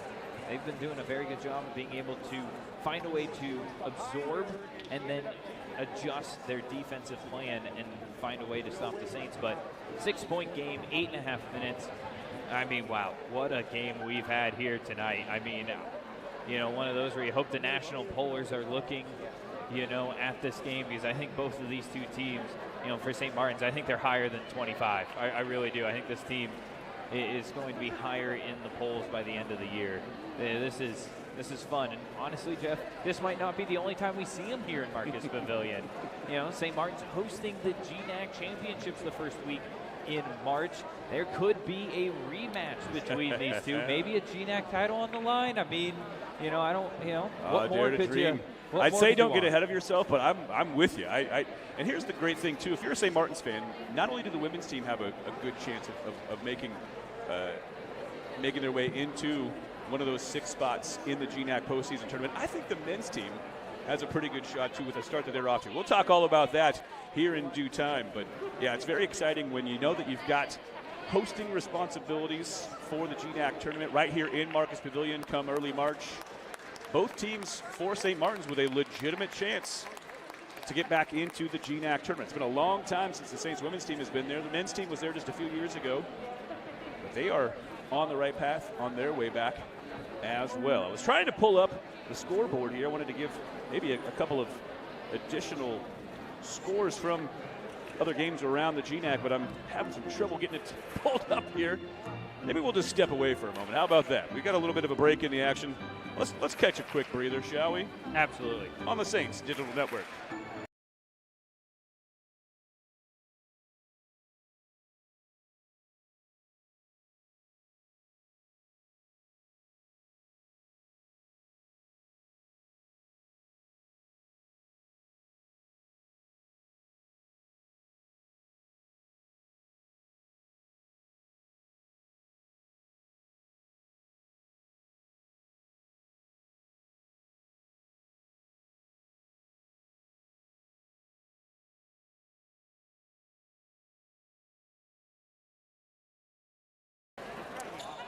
And welcome back inside Marcus Pavilion for the final 8 minutes and 35 ticks of this amazing matchup. A couple of nationally ranked teams going at it to open league play here in the GNAC tonight. Alaska Anchorage with a 6-point advantage. They've led for the entire second half. Saints hanging around. They have possession here. Let's see if they can break pressure. Good to see Ryan Clear back on the floor. And as we discussed before the break, we didn't see any malicious activity beneath the basket that led to the monitor review. Replay confirms it. We're back at it. Dingus beneath the basket. Pump fakes, no good. Rebound chucked down by Valiva. Oh, that would have been a huge shot for the Saints. Well, now it just comes down defensively. Saints just have to keep coming up with stops. So far they've been locked in. But again, this Seawolves team, they can strike quick and they can strike fast. And the Seawolves have been at their clutchest when the Saints have been starting to build momentum.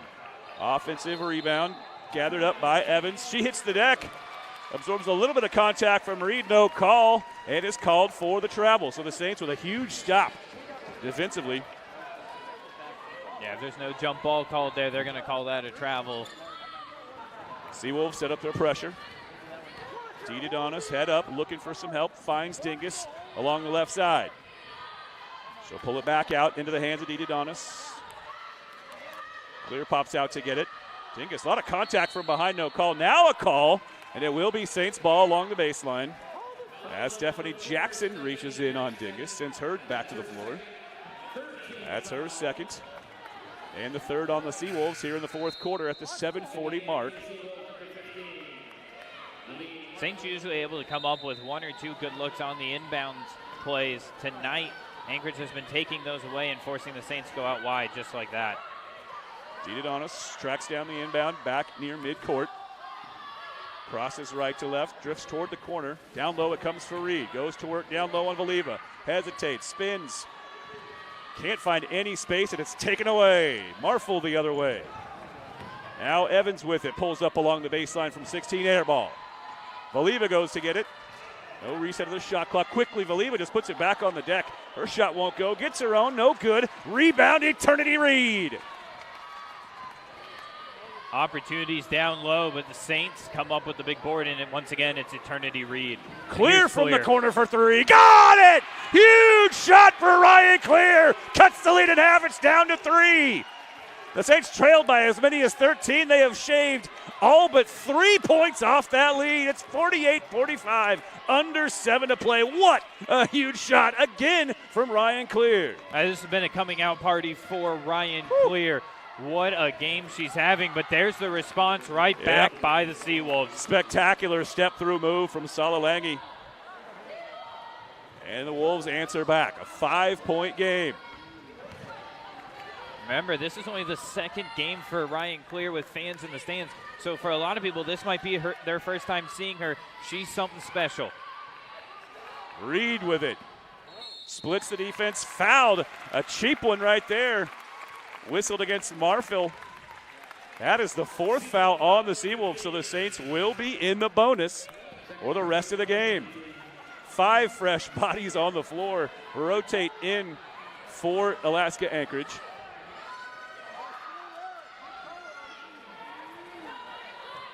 Saints ball beneath their own basket. Didadonis to enter. Finds Sutterlicht up top. Couple of righty dribbles. Now looks to the high post for Reed. Down low for Dingus. Kicks it back for Didadonis. She'll try for 3. Got it! Tierney Didadonis has cut the lead to 2. 50-48. Exactly 6 minutes to play. Back-to-back enormous threes for the Saints. Oh, and wonderful ball movement by the Saints. Work it around. Back out for the open shot. Saints right now, their offense is clicking. They nearly turn the Seawolves over there. Instead, it's Hadukovic on the drive. Good help defense from Reed, but she's whistled for the foul. She did clip her in midair, hip to hip, and that will be the 4th foul, I believe, on Reed. Actually, assess that foul to Sutterlick. That's her 2nd. In any event, it's Hadukovic at the free throw line for the Seawolves in what is all of a sudden a 2-point game. Yeah, what a game. I mean, you know, you might be watching the best GNAC game of the year in the opening week. Hadukovic good on both free throws. A 4-point lead for Alaska Anchorage, the #1 team in the nation, with 5:40 to play. Saints clear the timeline. It looks like the shot clock hadn't started. For the Saints, different inbounds play that time. They brought all 5 players across the midline at the same time, you know, giving some different looks to the Seawolves here in the second half. Oh, Dingus just can't handle the pass. It slips through her fingers and right into the awaiting hands of Nicole Pinckney. Costly turnover for the Saints. Let's see if they can recover at the defensive end and cancel it out. Pinckney, hawked by Sutterlick, drives on her, gets to the basket, lays it up and in. Good looking drive right there from Nicole Pinckney. And the lead back to 6 for Alaska Anchorage as we near the halfway point of the 4th quarter. This is two of the best teams in the GNAC going back and forth. Haymakers left and right. 5 minutes left. This is, make sure you got your popcorn and soda already because you're not going anywhere for the final 5. Well, Claire Dingus earns a trip to the free throw line. Dingus has attempted just 7 shots from the floor in this game.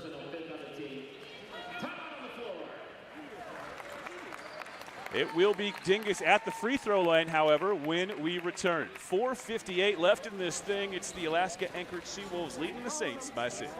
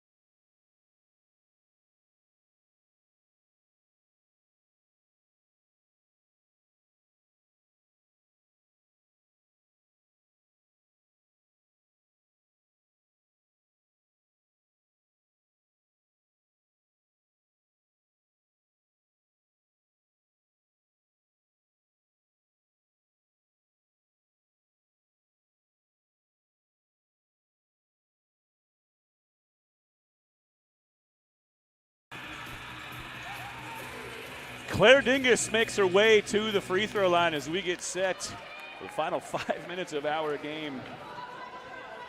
Dingus good on the first, a perfect 9 of 9 in this game thus far. From the charity stripe is Claire Dingus. Good on the second as well. Back to a 4-point game, 54-50. Number 1, Alaska Anchorage. Number 25, St. Martin's. Well, for the Saints here, I think the game's going to come down. Can they get some 2 or 3 stops in a row on the defensive end and turn those into points? They have to get it done down low first. Padukovic leaves it for Pinckney. She'll try for 3. Wow, crushed it. Nicole Pinckney has come up with some timely shots here in this game, none more so than that one. That 3 ball connected, and it gives Alaska Anchorage back the lead. Pushes a lead back to 7 for the Seawolves. Words are hard sometimes. I think the Saints need to get the ball into the hands of Claire Dingus at least one time. Yeah. But here's an open look for Tierney. Tierney Adonis feeling herself here in the fourth quarter. 57-53 our score. Back to a 4-point game with 4 to play. Well, she comes alive in clutch moments, and she lives for it. There it is. Good looking drive from Bay, hands it off for Fernandez. Shot too strong. Dingus, the rebound for the Saints. And I think Reed even got a handle on that one as well. Ryan Clear with a touch. Back to Dita Donis on the drive. Steps through Fernandez. Shot won't fall. She'll head to the line. Well, great job there by Tierney. Reed has the mismatch. Down low, goes straight at the defender. Tries to get around her, forces the foul, and will go to the line. And this is where the Saints are going to have to buckle down and make the most of their opportunities here at the free throw line. Clock stop, get points on the board. A raft of substitutions for the Seawolves. Check in before this, the first of 2 free throws for Dita Donis. First one rattles out. The 5 on the deck for the Saints. Sutherland, Reed, Clear, Dingus, and Dita Donis. 2 strong on the second, so an empty trip to the line for the Saints guard, and our lead sits at 57-53.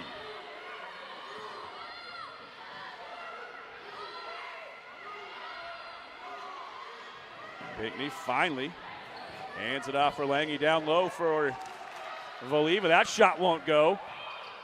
All kinds of traffic inside. Strong offensive rebound for Jackson.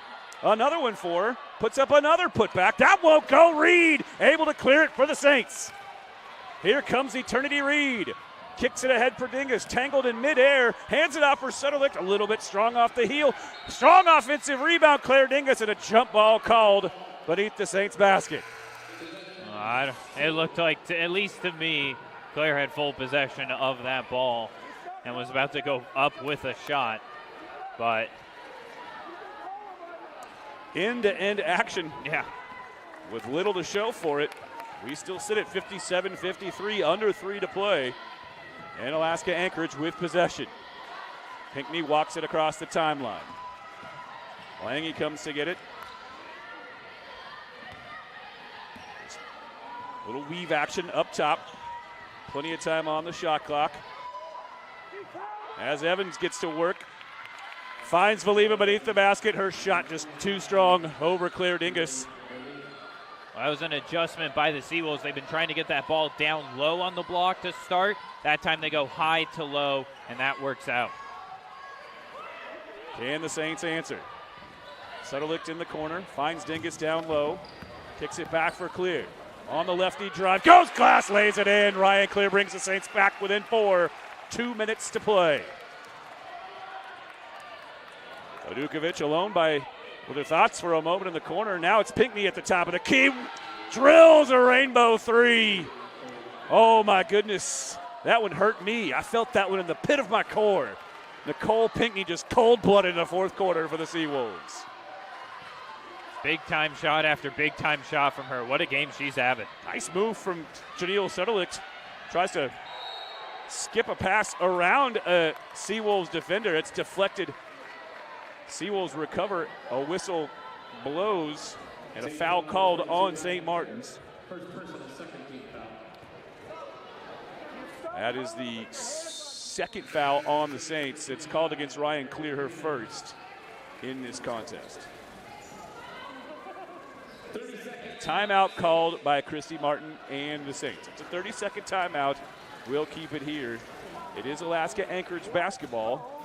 Once we return, I think the Saints are going to try and get the ball into the corner, try and force a trap out of the inbound play. You have an opportunity here to try and squeeze the Seawolves into the corner. You're not anywhere near fouling or anything like that. The Saints do have 2 fouls to give, and the last thing you want to be doing with 30 seconds left is using those fouls. So I would be aggressive here.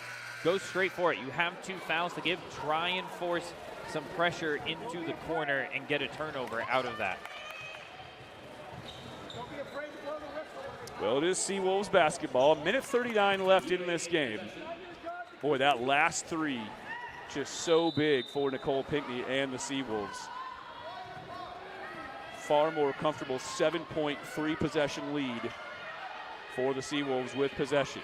1.5 minutes to play. Saints overplay the passing lanes. Trapping on the wings. Do they force the turnover? They can't.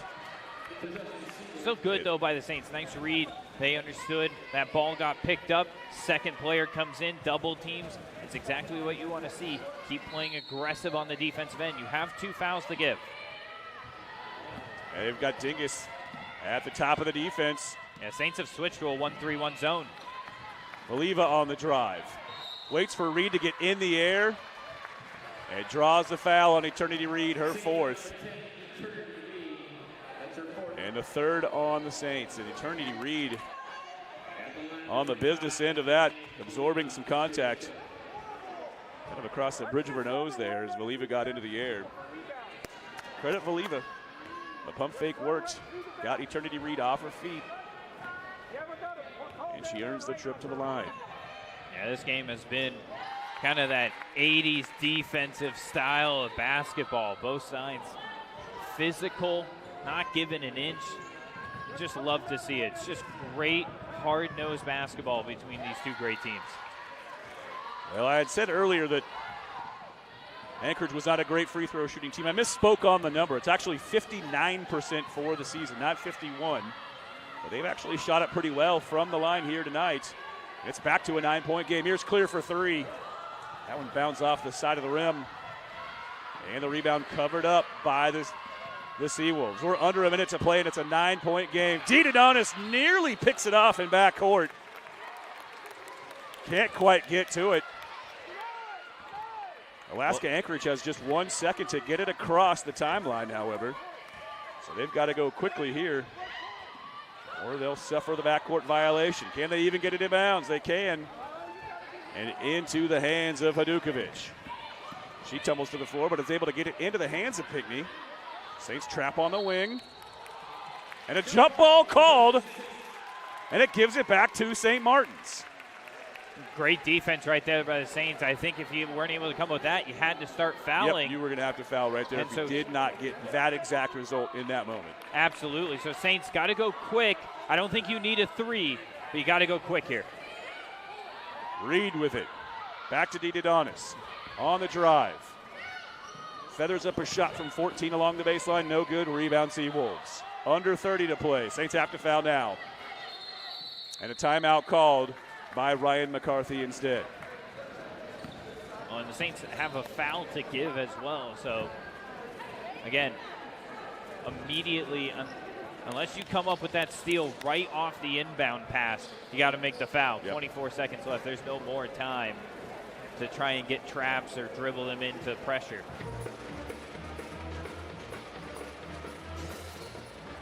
Well, pretty close to the score the last time these two teams met back in 2020, in February 2020.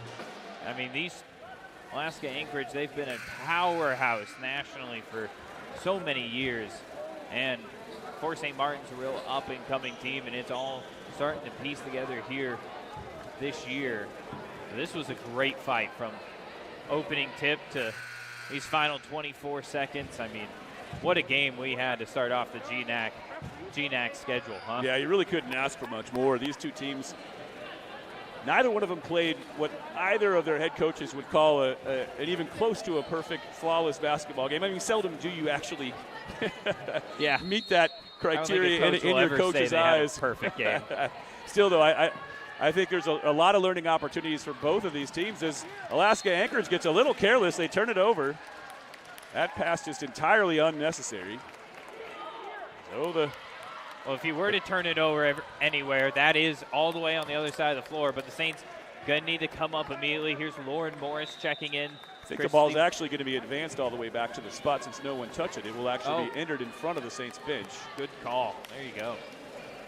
So now the Saints, you're going to kind of look for that quick off of a screen, maybe that three-pointer from the top of the key. Morris back on the floor for St. Martin's. Chrissy Martin with some last-second instructions for her team. Saints have got to go quick. Here's Dingus for a 3 in front of her own bench. Leaves it short. Rebound Valiva for the Seawolves.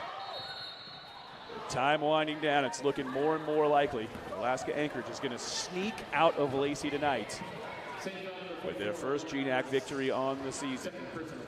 It's a 9-point game. That's just the 4th foul on the Saints. Austin mentioned it a moment ago. The Saints had a foul to give. In this situation, it doesn't really do you much good to have that foul to give. And I think Alaska Anchorage is going to call the timeout to advance the ball. But again, wow, what a game between these two. Alaska Anchorage, I mean, they're number 1 in the country for a reason. St. Martin's nationally ranked as well, and I truly believe this is not the last time we'll see these two squads here in Lacey. That could be a pretty big game in March. That could be a GNAC title on the line. Well, I want to take you back for a moment, Austin, anyway, to the last few days of the 2020 season. Alaska Anchorage had, I believe, just the GNAC championship game left in front of them, or had they already won the GNAC tournament? They had. Okay, so and they had cruised through the GNAC tournament, and were, I believe, 31-2 heading into the national tournament. I have every faith that team was actually going to win a national championship in 2020. They were so good at every level. They just had so few weaknesses in their game. Yasmin Gu was such a tremendous player for this team. I felt so bad for that team in particular that they did not get the opportunity to show what they could do on the national stage, especially when you consider their last few trips to the national tournament have kind of come up short. In fact, they've been knocked out of the national tournament in recent years by teams from their own conference in some cases. That huge upset from Billings a few years ago, that one sticks out, I'm sure, in the memories of a lot of Seawolves fans. This is a proud program. They played for the national championship just 6 years ago, in fact.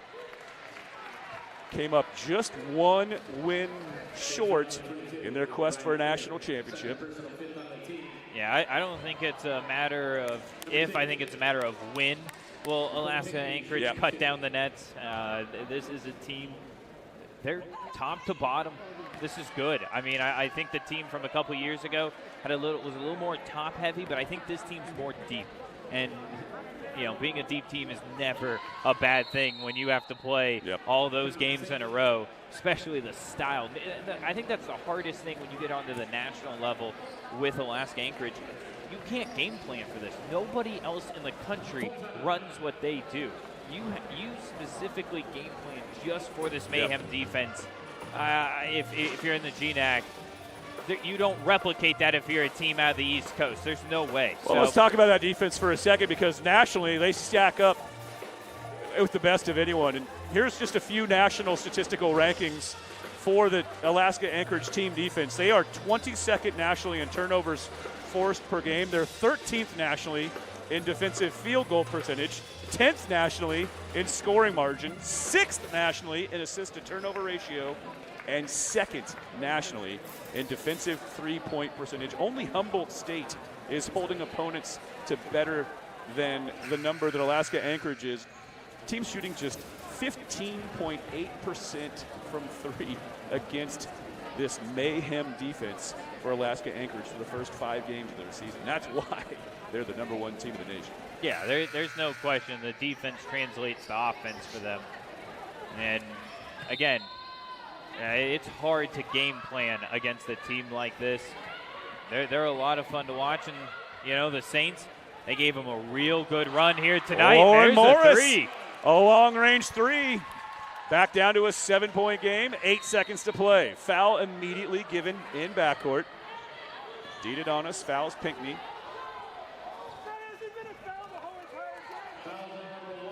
How about that long-range cast from Lauren Morris? The door not slammed completely shut on the Saints. 7-point game, 7 seconds to play. If nothing else, you just love to see the Saints still just continuing to battle their absolute guts out right down to the final buzzer. Nobody's going to question the Saints that they don't play for a full 40. I mean, Christy Martin, she's always going to have her squad ready to go every single night. And this is a veteran squad. They're going to be a team to watch for all season. And, wow, I mean, they put on a good performance here tonight. Hat off, though, you ran into an even better team tonight in Alaska Anchorage. But, you know, they'll meet again up in Anchorage. You know, hopefully it's another great one like it was here tonight. I already cannot wait for that one, Austin. I'm going to go home and circle that one on my calendar the second I walk back through the door once I get home. But you know what? I'm not going anywhere for a while. We've got 2 games on the docket here tonight. These 2 teams' men's programs will tangle in just a moment. 66-58, our final score in game number 1. The top-ranked Alaska Anchorage Seawolves stay undefeated. They're off to a perfect 6-0 start to their season. The Saints fall to 5-2 with their 8-point loss. They will face Fairbanks on Saturday. Give us just one moment to catch our breath. We'll give you a quick rundown on the game you just watched. We'll take another break after that and get set for men's basketball action between these 2 programs. 30 seconds and we're right back with the women's basketball postgame show on the other side of this quick break.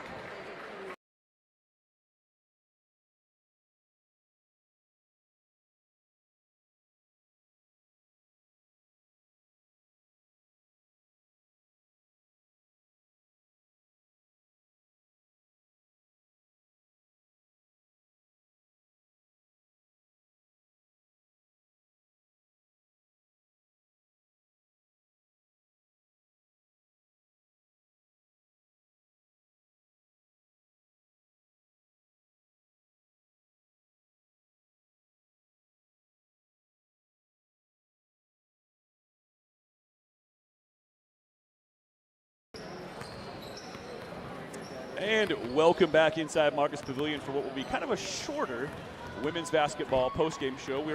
We will be joined by Saints head coach Christy Martin here in just a couple of moments. But first, let's take a quick look back at the stats for tonight's game.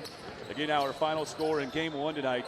Top-ranked Alaska Anchorage Seawolves taking down St. Martin's 66-58 for the game. The Seawolves wind up shooting 36% from the floor, 46% from three, and 70% at the foul line. A marked increase from their 59% free throw shooting number coming into tonight's game.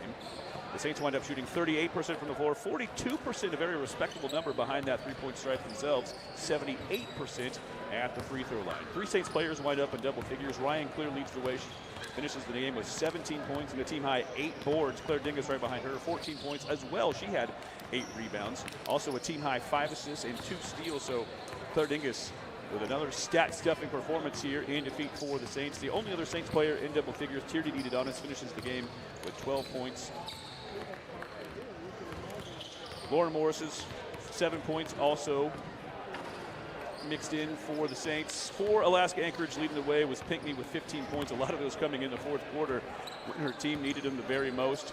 The only other player in double figures, Valiva with 11. She also had 11 rebounds in the game. For the game, the Saints committed 25 turnovers, but remember they had 17 turnovers in the first half, so the Saints taking much better care of the ball in the second half. Just 8 second half turnovers for St. Martin's. 20 steals on the night for the Seawolves. 20 of those 25 turnovers, Austin, were steals for Alaska Anchorage. That is unbelievable. That's quite a swarming defensive performance. Well, we're still hoping that Christy Martin is going to make her way up here, so we're just going to keep rambling on for at least another moment or two. Yeah, I think for me, what you saw out of St. Martin's here tonight was, Claire Dingus, she found different ways. She may not have, been what we see a lot of times out of Claire, the monster on the glass, getting offensive rebounds, putting them back. But she scored at the free throw line. She was able to dish out and draw so much attention to herself that Alaska Anchorage wanted to make sure there was no way Claire Dingus was putting a 25 up on them. And so that allowed Ryan Clear to start getting some open looks. Lauren Morris, Eternity Reed. I thought you saw a lot of the young freshmen really, we say freshmen, but, they're really sophomores or sometimes even a junior. And so, this Saints team, they have a lot of weapons that come at you, and they play great defense. I think that's something that might get lost in the shuffle a little bit. This is an Alaska Anchorage team who can score. They really can. And the Saints, despite the turnovers, they stopped Alaska Anchorage offensively for most of the night. So, again, you lost the number 1 team in the country, but you had a good performance. And if I'm Christy Martin and her staff, I think I got to be very proud. And, this is going to be a promising season in the GNAC for St. Martin's. And you get a Fairbanks team on Saturday who actually will be coming into this game very rested because they did not play tonight, a game that was postponed down in Monmouth against Western Oregon. By the way, and speaking of that, I was in fact going to bring us back to the GNAC scoreboard. We do have one other final score to report on tonight. Montana State Billings takes down Northwest Nazarene. Bit of an upset there, not much of one, but a minor upset. Billings able to knock off Nazarene in their GNAC opener this evening at home in Billings. And as Austin just mentioned, the Alaska Western Oregon women's game was postponed. Their men's game will still go forward, so the Nooks and the Wolves will be doing battle men's basketball action here coming up in about half an hour. Other games tonight yet to get underway. Well, Western Washington is hosting Lincoln from California. That game tipped off at 7 o'clock. We don't have a score to give you. And as well, the nightcap, Seattle Pacific and Central Washington will do battle. That game gets underway at 7:30, so that's a very good game as well to keep an eye on. But let's go back to our game here tonight, Austin. 2 nationally ranked teams, the Saints. Honestly, this is one of the most significant games in not just recent memory, but just in the last few decades of St. Martin's women's basketball. They have never been ranked themselves in the poll. In their very first game, as a nationally ranked team, they've got to take on the number 1 team in the nation. Yeah. And they gave it everything they had. Oh, they did. And, the Saints, you hope that the pollers, understand that they played the number 1 team tonight. This loss doesn't, hopefully does not kick them out of the top 25. But, even if it does, Saints will be quickly back into that top 25. I mean, I really do believe St. Martin's will end the year in the top 20, and it's going to be, that GNAC tournament, that could be a really, really fun weekend of basketball. There's some really good teams in this conference. Well, I'm starting to have a feeling that,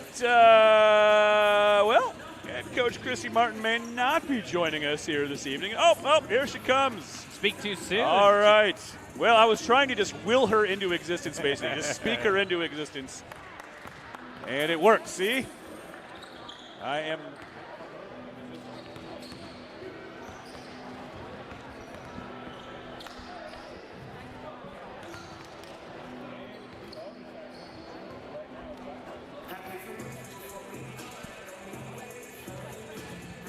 Coach, good to see you here. Thanks. Well, not quite the result you wanted, but I'll tell you what, your squad gave it everything they had for 40 minutes. I know you guys had a little bit of trouble taking care of the ball, 17 turnovers in the first half, but you got that number down to 8 in the second half. All the adjustments you made at halftime really seemed to pay off. Well, I didn't adjust in game and in the first half, and those turnovers were completely my fault. I hadn't seen the type of press that he was doing, and it took me a while to figure out what they were doing, and it's just inexcusable. It took way too long for me to figure it out. Let's talk for a moment about the performance you got out of Ryan Clear tonight. She is just blossoming before our very eyes. She winds up with a game-high 17 points, 8 boards in this one.